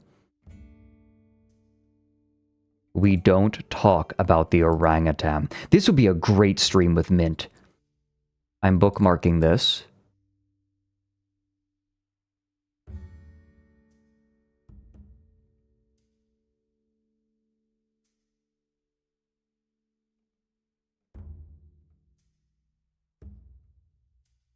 I am going to contact Mint. I would love to do more. I want to stream with more people again. I don't think it's even you want to know something awful about streaming? Everyone wants to stream with each other, and nobody wants to be the one to reach out. Either because they're overwhelmed and nervous socially, or because they're afraid of hearing a no.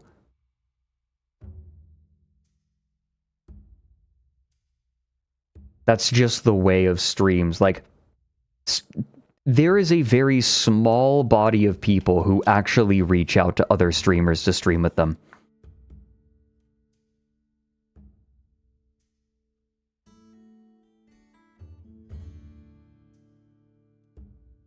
Thank you for this. We're going to look at this on another stream.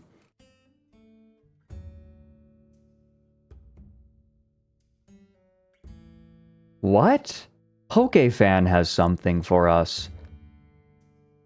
Rules for a weird official Austin Powers trading card game from the early 2000s. It's actually playable in tabletop sim. What? Bookmarking that. Collectible card game rules document. Welcome in, Queen. We've just stumbled on something incredible.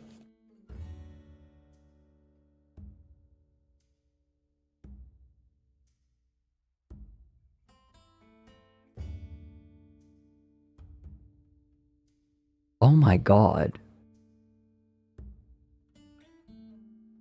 There are 140 cards. Play an agent. As an action, you may play one of your agents face up on the table in front of you. Once on the table, your agent is active and puts out vibes, which are required by many of the other cards in your deck. There are 4 kinds of vibes. Groovy, shagadelic, randy, and creepy. This is insane. There's something I need to do. Rev Scarecrow. Hey, Rev. Wait. Not just Rev. I need to let Rev know. Rev is one of them. Who do I alert?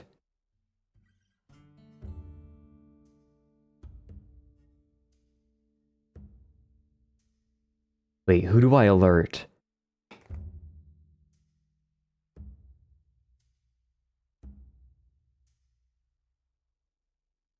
Rev, I've just learned about I'll start with Rev, about the Austin Powers trading card game, and there is a TTS mod for it. You want to do a stream where we learn how to play. Get Ryan in there? Ooh, okay, that's a good one. Rev immediately responded, "Sounds shit, lol. Yes, please."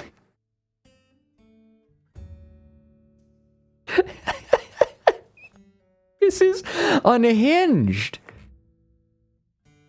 This is fucking unhinged. No, you see, this is why viewer submissions are great. I hate this. It is revolting. More? Please. See, this is why viewer submissions are great. I don't even have to come up with ideas for my own streams anymore.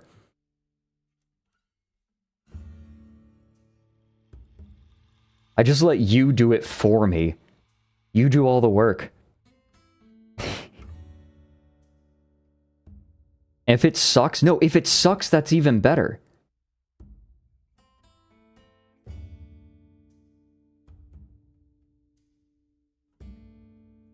Joey's Castle, oh god. Okay, I'll be in contact. We need to get some other people involved. Who else do we know who is into board? Maybe Mary?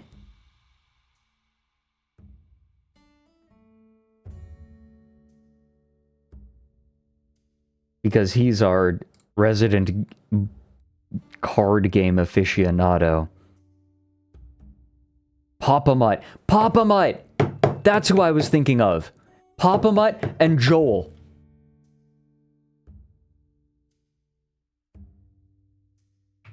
Hey, Papa. I was just shown... I have just been informed of an Austin Powers TCG that has a TTS mod, and it looks like trash. Wanna learn it together on stream sometime? And Joel, Porcelain Maid. Joel.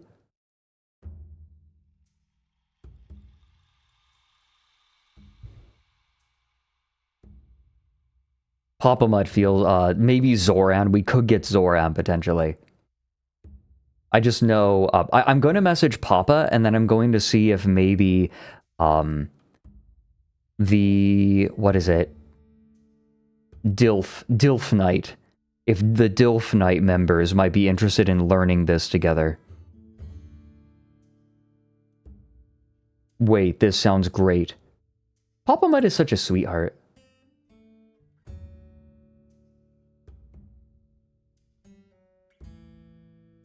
This is incredible, PokeFam. There are 2 implementations of this game in the workshop? Are you kidding me? Oh, I do actually have a really weird card game. Did you all know that there was a Hawken trading card game? Hawken as in the arena mech shooter. Hawken. There is a card game of I don't think it's a trading card game. It's just a card game. But there was a Hawken trading card... No, not trading card game. There was a Hawken card game, and I own it.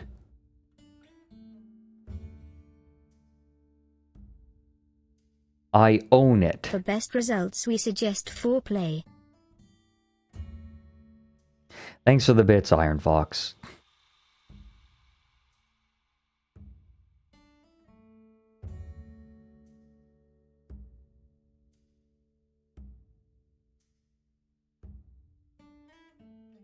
Yeah, they were trying to spin Hawken out into this whole thing. And then they ruined it. Did you see the game that they made?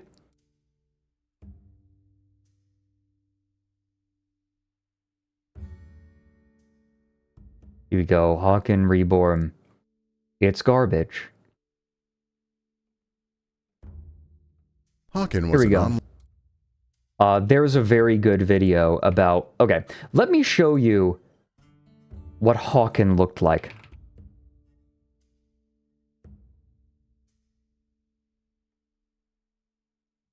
Work in progress 4 years ago. Oh man, let me just show you what it looked like. This is one of the great tragedies of gaming, in my opinion.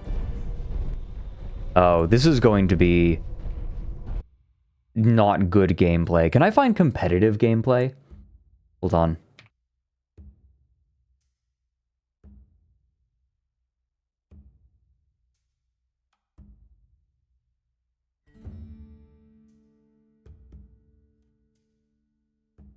Here.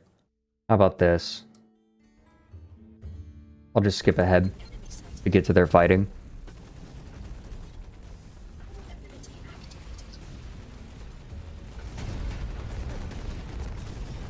The sound design in Hawken was immaculate. You really felt like you were in the cockpit of a mech. Gunfire was muffled. And that there were sounds associated with, like, movement that were, like, thumpy. Oh, just the vibes of Hawken were immaculate.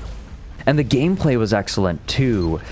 One of the things that really set Hawken apart was that you had a capped turn speed. Leroy! My French fourré. How are you doing? Preparing for Mexico? No worries. Good luck, Leroy. I'm so glad you're going. Say no more. I understand. Le French fourré. We love you, Leroy. Have fun. Oh my gosh. I'm so excited for you. I'm currently lamenting the death of a franchise that I loved. That I truly loved. One of the few games I could have gone competitive in Hawken. I have gone competitive in a few games. I could have gone competitive in Hawken. And then it died. Hell, I was on the winning team on in the only Fractured Space tournament that I participated in.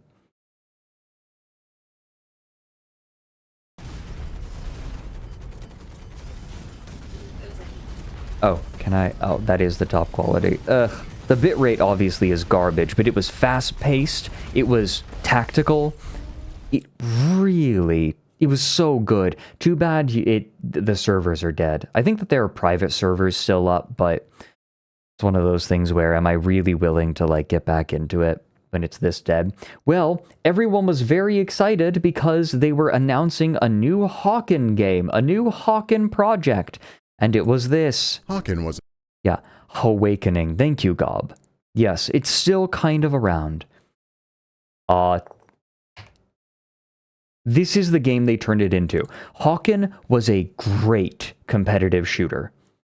One of the few that I really got into because it was so methodical. The capped turn speed meant that snap turning was not a thing.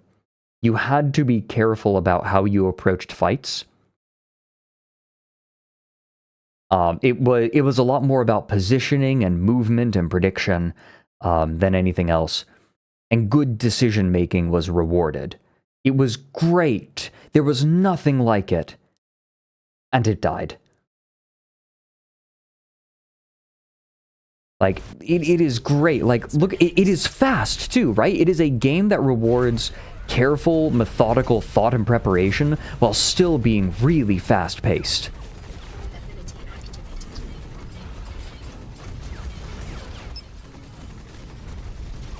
Oh, don't let him go. There you go. It's a predator. You can get that. And do you want... And also, one of my mains was the recruit. The basic mech that you got. It was one of my mains. And it was good. It was very good. The TV box, yeah. Though I also did a healer. I'm reminiscing now. You're getting boomer reminiscing. This game was great. Look at what they did to it. Hawken was an online fast-paced first-person mech shooter that originally This is from Abbreviated Reviews. Released more than a decade ago. It was simple, fun, and appealed to my borderline obsessive love of mechs, even though it was basically an arena shooter where everyone was just shaped like a mech. When I heard Hawken was returning to the world He was a little more than that, but he's getting to the of point. the living, my excitement to jump back into that mech-shaped body and get my ass kicked up and down the streets of weird box cities It was not limitless. Rouse Tower. But Hawken Reborn is not Hawken. It's just a fucking mess. Dive into the role of some random person found in a broken mech on a crashed ship with no ability to speak.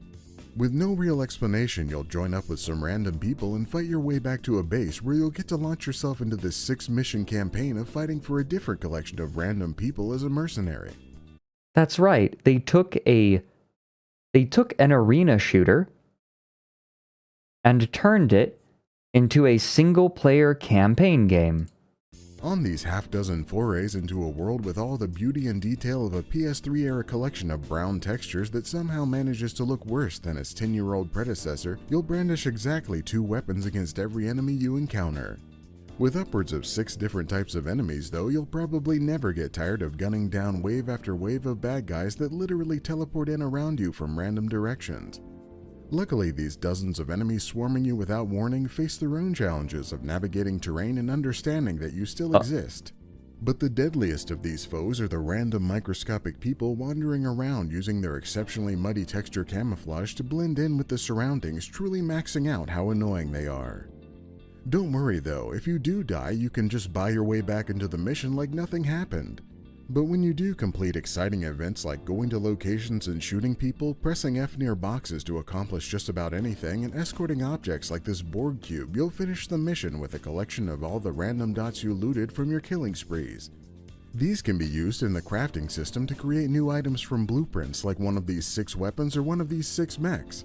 Or you can use them to upgrade your existing items with an almost tangible increase in stats. But if you don't have enough resources to do all of that, you can always just tap into your wallet and buy some premium currency.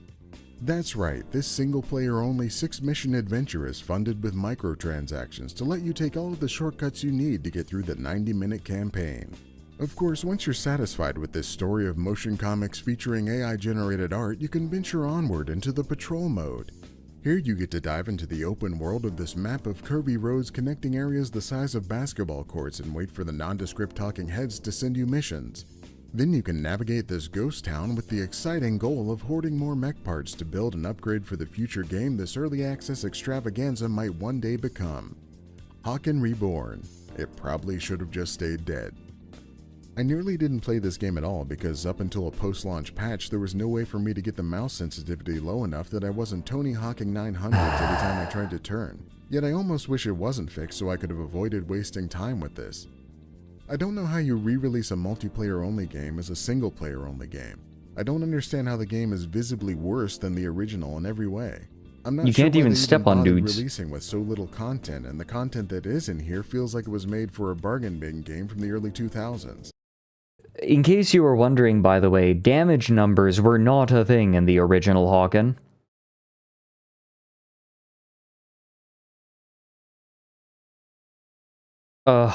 Look how they massacred my boy.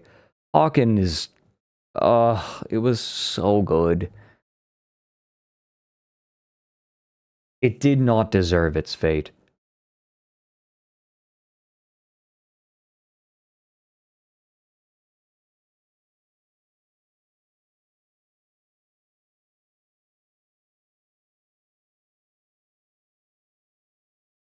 It must have... It was 505 Games who was the publisher. They made... Yeah. How does 505 Games, a publisher for games like Control, Ghost Runner, and Abzu, have an internal development team that made this and felt like it was worth releasing? This is so bad it feels like a money laundering scheme or something. It would already...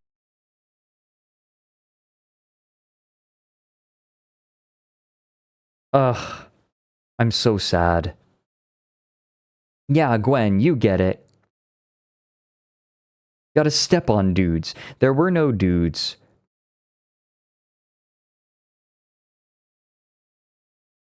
I'm so sad. What a beautiful... How do you turn that? How do you turn this into that?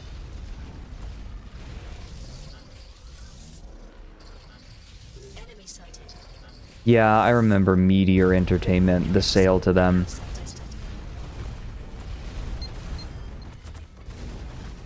Look at this. It's beautiful. That's a grenadier who has given up on life.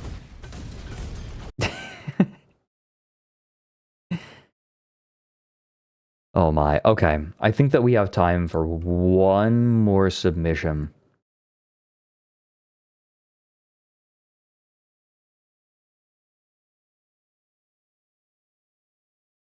Philip Wolf. Oh, this looks terrifying.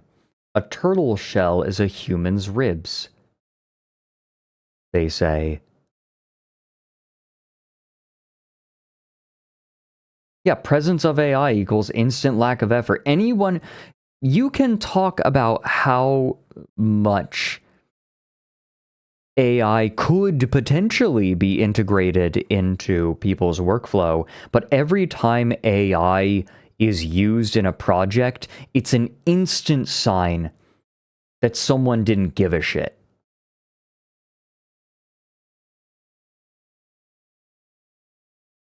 It's such a... Yeah, ugh. Okay, what is this? それは骨と骨のぶつかり合い。何やってんだよ。かっこいいだろ。なんか昨日の夜生み出しちゃった。俺の友達は楽器になった。君に生徒会副会長になってもらいたい。What? ウケる。君の力が必要なんだ。Oh. What the fuck? 本音はこのあばら骨にしまう。亀だ。休みか。俺らみたいなやつが一軍になることなんてありえないんだから。悲劇のヒロインぶってんじゃねえよ。助けなきゃいけないやつがいるだろ。 What? This is insane. Also, the audio balancing on this is garbage. I'm just leaving it quiet.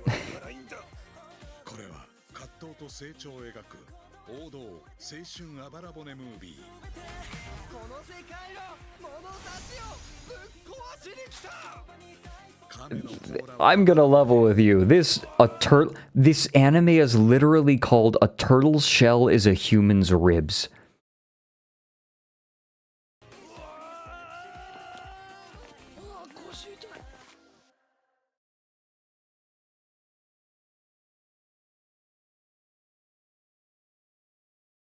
Okay. Yeah, what is this?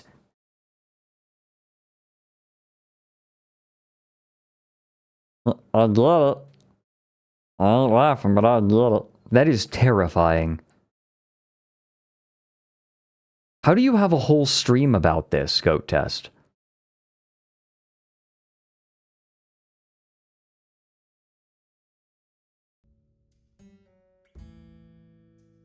Yeah, Fred, there was a conceptual art book with illustrations explaining anatomical differences between humans and animals.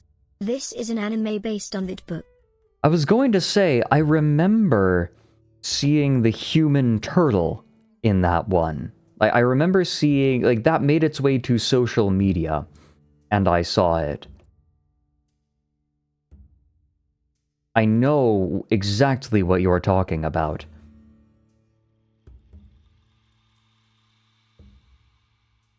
Okay, Owlets. It's time to start wrapping up. I want to leave you with a thought, though, that I had the other day.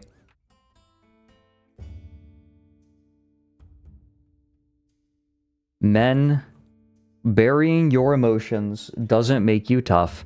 It just means that the emotional work gets shunted onto the people around you.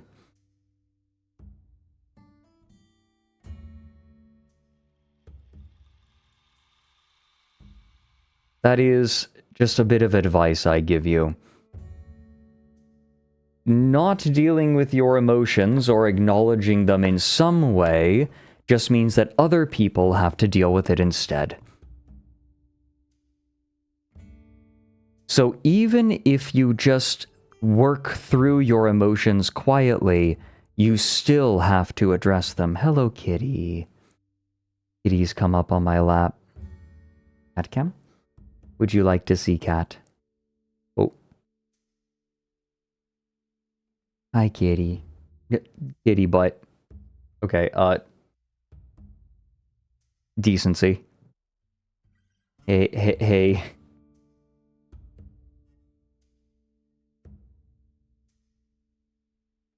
Would you like to turn around? Would you...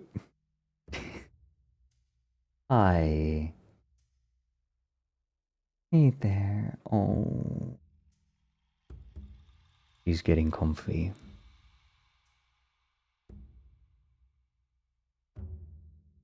Hey. It's Gabro. Oh. Hey there. Ear rubs. You want ear rubs? Yeah. Hey. Yeah, Gabro has little white tufts. Hey.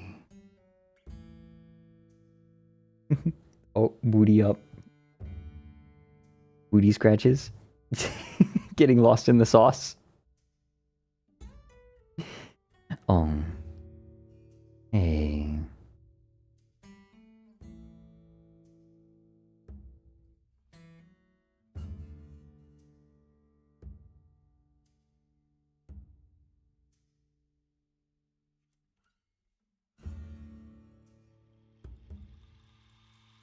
Hey.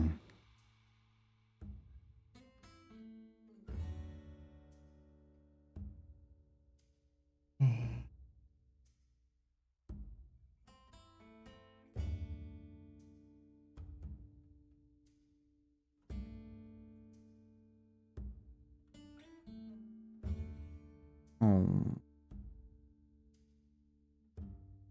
He's so comfy.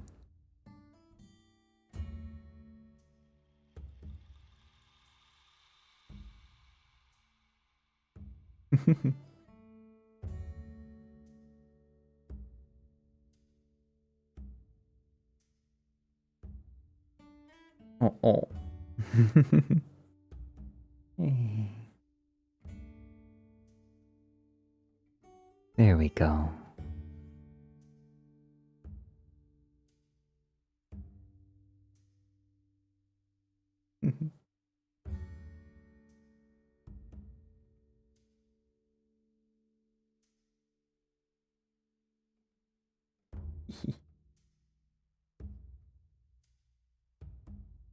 Oh. Yeah. For those who haven't met her, this is Gabro, one of my cats. Gabrobet. Thank you for the years, Sinasaur. This is Gabro. I have 2 black cats, sisters. Adopted.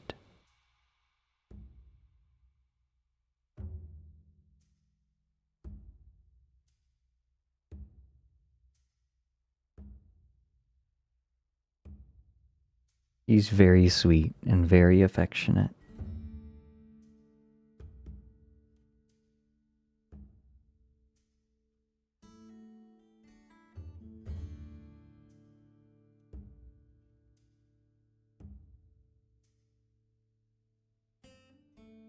Yeah. Oh.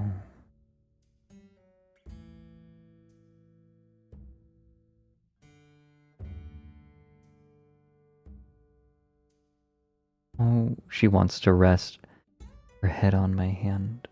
Oh, she wants chin rubs.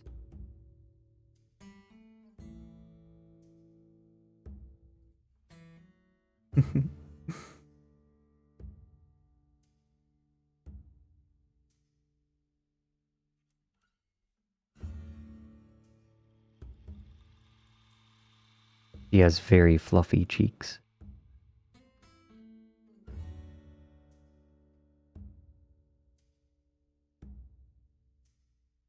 She loves chin rubs and cheek rubs.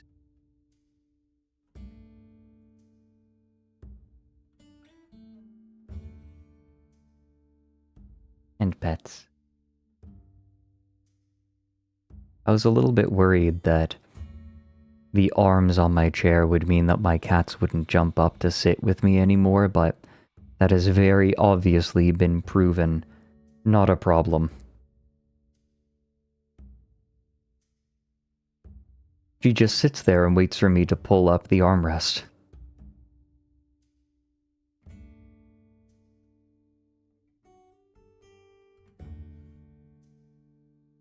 I have once, a long time ago, sat on Gabbro, who was sitting on my very black chair. I had a black chair. I had another chair before this one that was even blacker. And I accidentally sat on her, but she forgave me. Cats can be forgiving if you make an accident.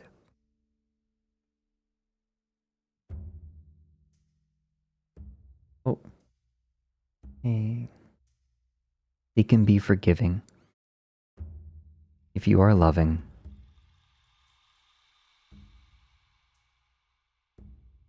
Gabbro knows I love her very much. I think so, anyway.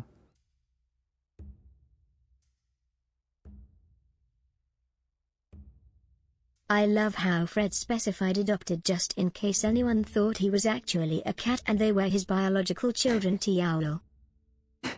Jordan Joel, thank you for the 20 months. More just specifying, I think that more people should adopt rather than buying from a pet store.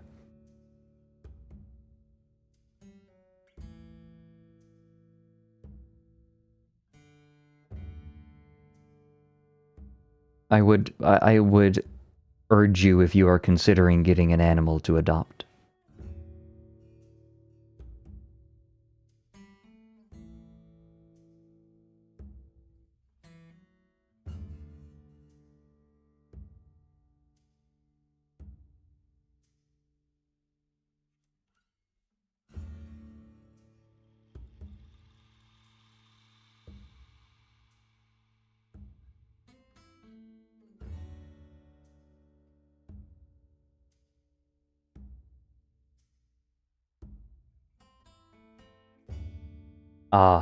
We do have some art that has been made. Oh my god.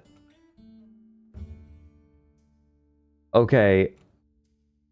So first, we have, hey Alfie, we have an edit.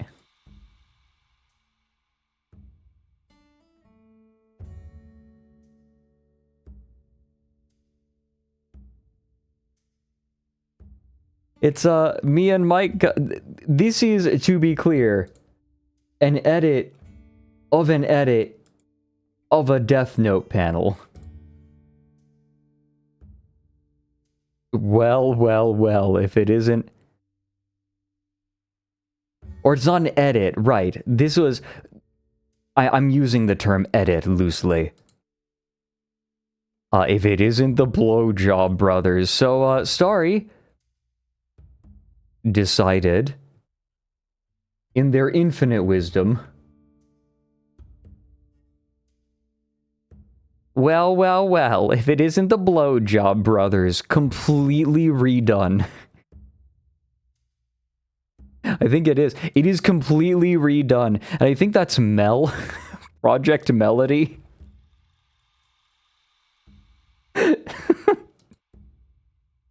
And that's me as Kita and Mike as L.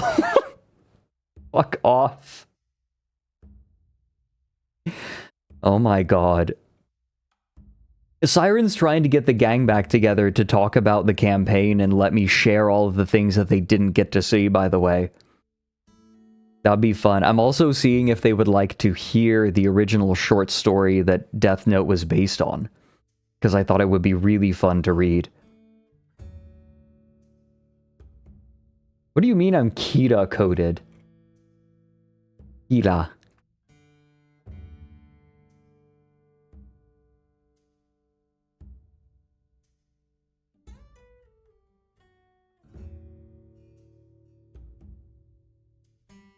We have a meme from Hamsterzerg about the campaign I put together. You can't defeat me, I know, but he can't. See, that's the thing, is the Shinigami wasn't the one trying to be defeated. I think this one has lost me just a little bit.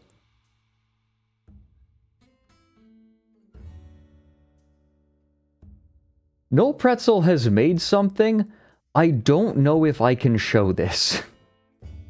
It is very feat.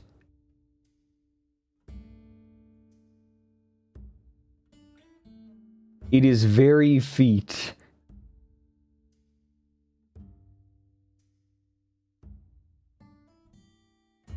I need to make a split. This is going to kill me. I need to make feet aren't TOS. Alright. I'm trusting you. They've literally flagged it as adult content.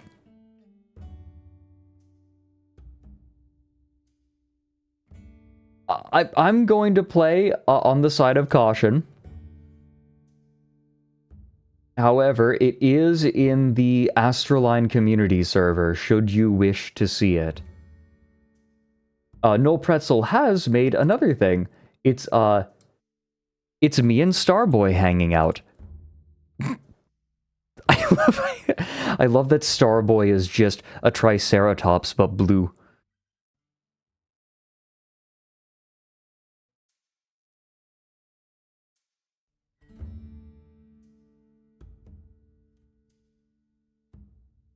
Yo, is that Starboy blue? Making an entrance. Thank you, No Pretzel. And we have a Shinigami cat Fred.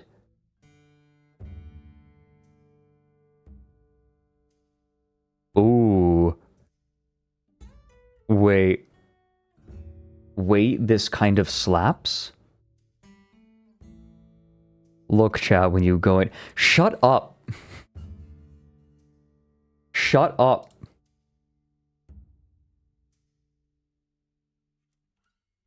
Silence.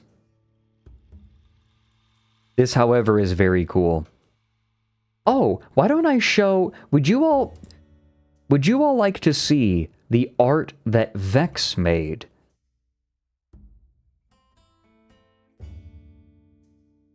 We'll look at that in a minute, because that's what it's based on. The Shinigami that I described, that Vex made. Oh my god. This is so many layers deep. This is Orange Cat Bread VTuber model Shinigami as imagined if it were the Shinigami from the tabletop one-shot that I did for Siren's charity. There are so many layers to this. I guess if we've been streaming that long, that's inevitable, right? Cheer 300. Can we put Wide Fred smile on the 7TV/BTTV thing? Smile. No. If you want your Wide Fred happy, you go to Mike for that.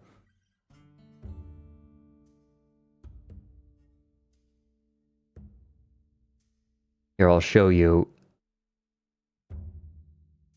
I'll show you Vex's art. Look at this. So, I had a Shinigami that I described for the tabletop game, and this was the art that Vex did. Just very quick, right? Not a lot of time to put it together, but they made this. The description was... Let me pull this up.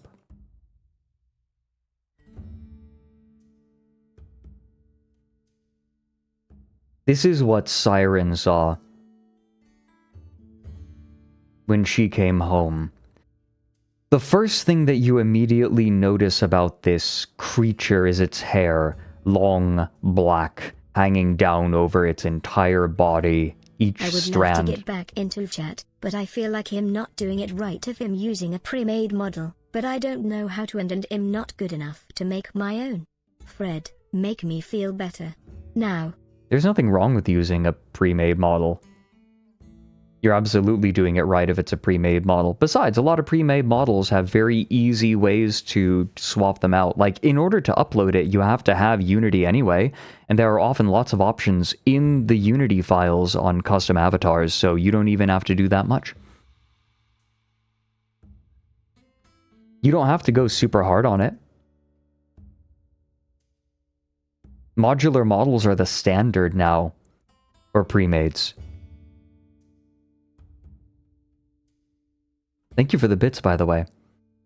Yeah, just poke around. Usually the model will have instructions on how to do so, like user-friendly guides on how to do it. Not that I know anything about it. No, absolutely nothing wrong using a pre-made. Something you find on, like, what, Skeb?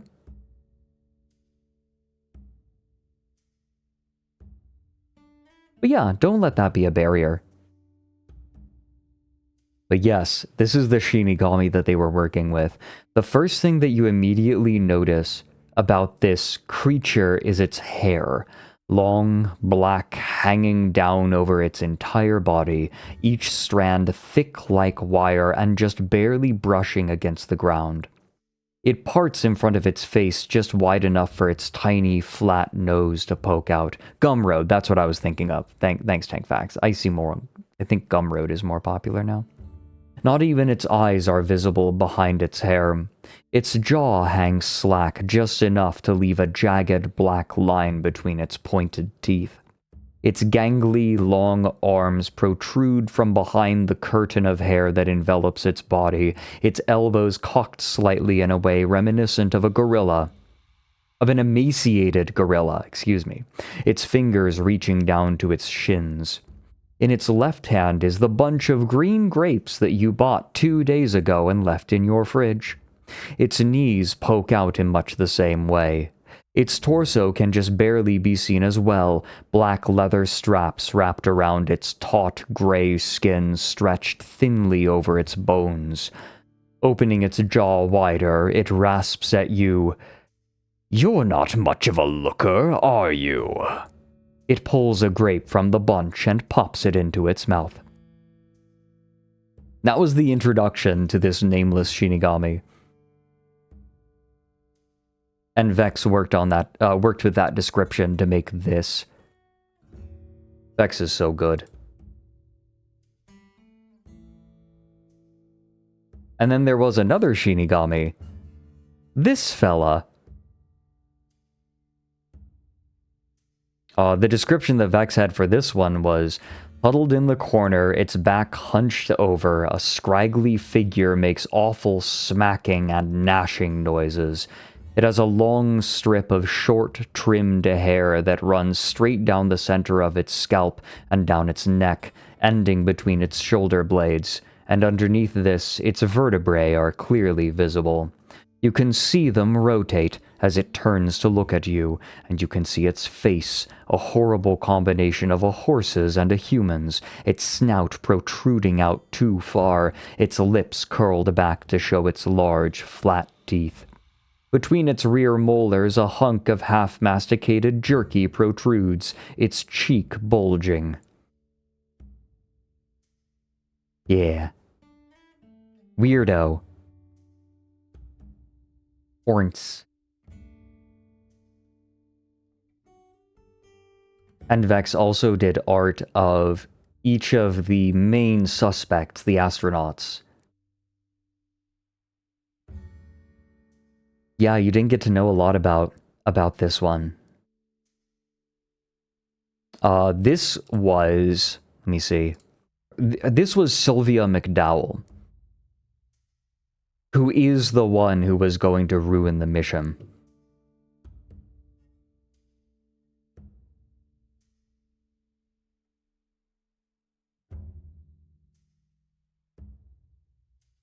Then this was Sarah Mandeep, who like has a husband that she complains about but loves very much, right? She complains about her husband, but right, it's little things. Little annoyances, and she lives with her grandparents and has 2 kids and wants another. The clue being she's planning for a future. She has a future. This is Harriet Vanderbilt, who lives out in the countryside. She was a little bit of a red herring in the sense that if they had decided to socialize with her, she would have asked, if you could save humanity or nature, which would you choose?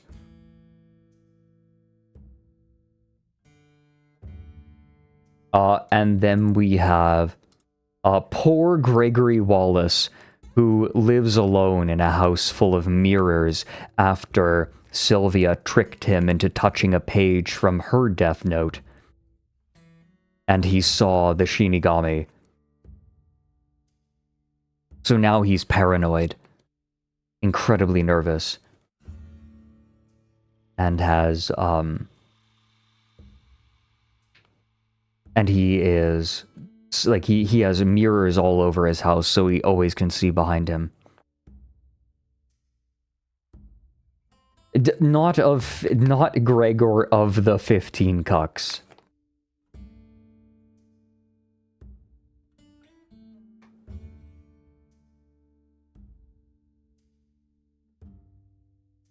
He is also bald. I mean, yes. Honestly, their appearances weren't super important. I gave Vex characters, and then they drew people that that they felt like fit those characteristics. Owlets, thank you very much. This was a bit of a tired day today. There's been a lot going on in very rapid succession. So thank you all for being here. It's been lovely.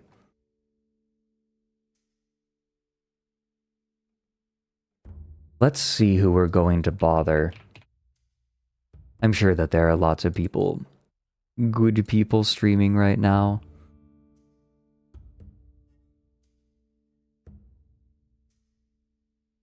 Oh, there are some good options. I'm going to say...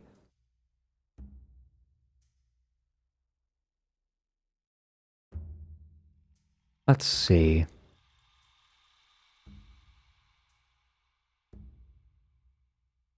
We rated Lumi last time, right?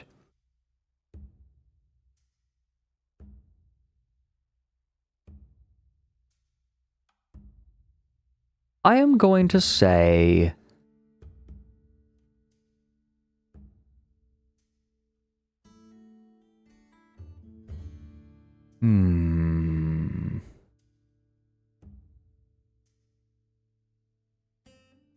Let's rate on Puko. It's been a minute.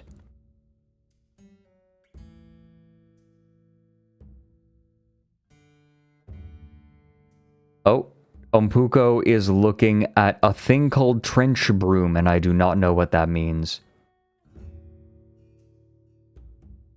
So we'll rate Ompuko. Raid message. We,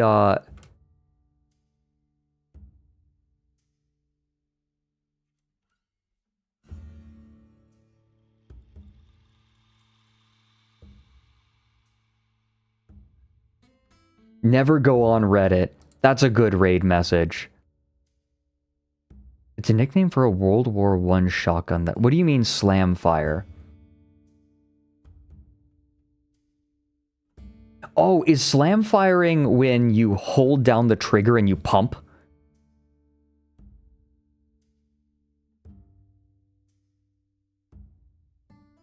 Yeah, okay. Okay. Yeah, I know about that. Yeah, never go on Reddit is our raid message. If you decide to stick around with the raid and watch Ompuko, please, I hope you have a lovely time. Ompuko is a lovely person. If you decide to go and watch someone else, there are lots of other great streamers streaming right now. I hope you have a lovely time with them. If you're going out and doing something else today, or just not watching streams, please, I implore you, listen to your body and take care of yourself. And if you're headed to bed, I wish you sweet dreams. Goodbye, everyone. See you tomorrow. We'll figure out what. Might just be yapping, and then we'll figure out what we do at that point. Goodbye.